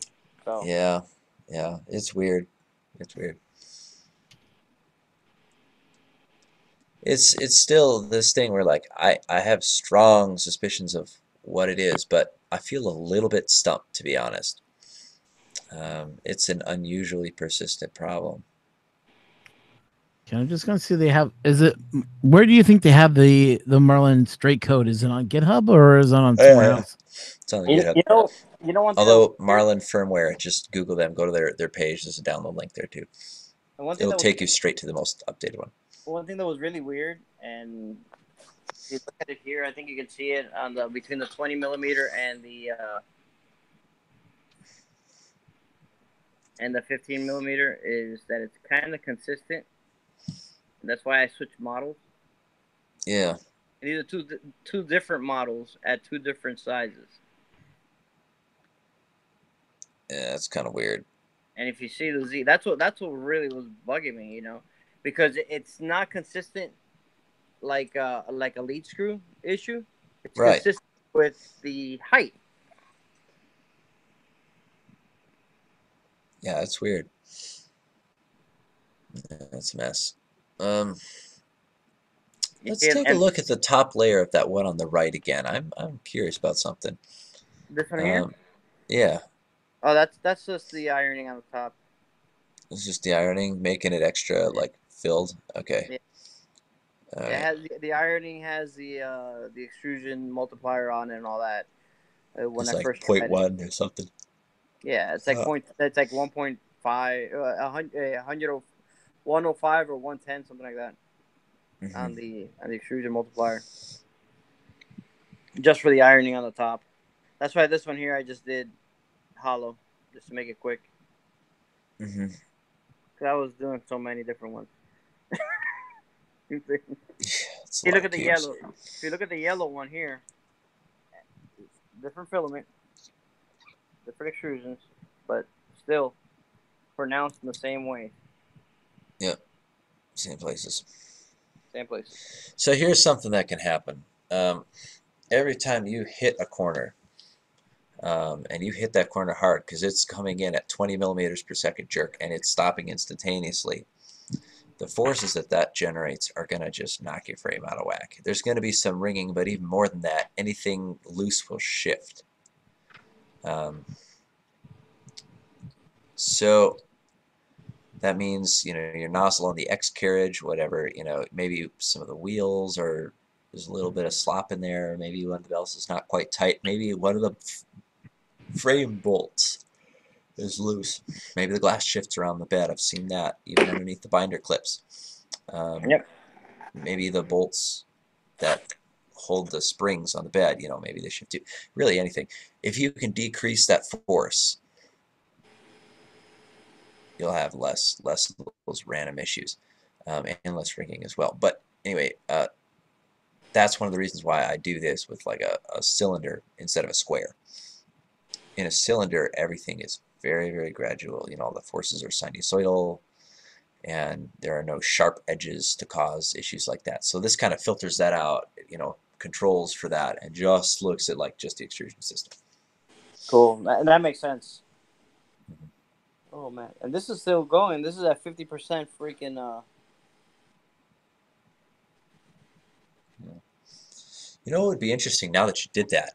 It would be cool is if you did a cube, just a cube, in spiral vase mode, with the same settings. Let's do it. Like 125% feed rate, and then 110% feed rate. The same settings that I have right now for the spiral, and then do the same settings that you did, the one that you took pictures of. You mean of the spiral? Yeah, in spiral vase. Yep. Although you could do just like one bottom layer instead of 5. Yeah, let's change the bottom layer. Oh gosh, it's almost midnight for me. I got work tomorrow. Yeah, we'll and probably want to sorry. wrap this up before long. Yeah, I was just gonna say, if you guys are okay I'll- with this, I'd like to wrap it Yeah. up now. And like we said, we can always continue this on Discord. Yeah. This next pool info, I'm excited to see what this next test does. But yeah, we should probably move it to Discord. Okay. All right. Everyone, thank you so much for watching. Let me go back to my screen here. So I want to thank everyone for watching. I want to thank Ben for coming in. Unfortunately, we didn't get to his question, and I do apologize about that. And I want to thank, Fernando here for coming in and being the first and our last guy we've been able to help. So it is what it is, people. Thank you very much. Yeah, no problem. Hopefully we can get your problem. That's a real perplexing printer Discord. there. Yeah, all the usual suspects aren't it being issues on this one. So, So I want to say thank you to everybody. And if you are watching, Patreon is coming soon. I will make an announcement of what we're doing in Patreon. It's only because, well, let's face it, these things cost money to run, guys, and it's not cheap. Especially I have to edit, then put out, and then I got other programs I'm working on. So all in all, it's gonna be a costing thing. But anyways, once again, thank you all for tuning in. If you do like this content, remember to thumb up the video. If you also have any comments, leave them down at the bottom. And we'll see you next time, everybody. Daniel, you got any last words? nothing really. Just listening to the goodbye. Okay. So yeah. Later, everyone, and remember, keep on printing. Thank you, Daniel. Thank you, Ben. You're welcome. Yeah. See you in Discord. I'll see you in Discord.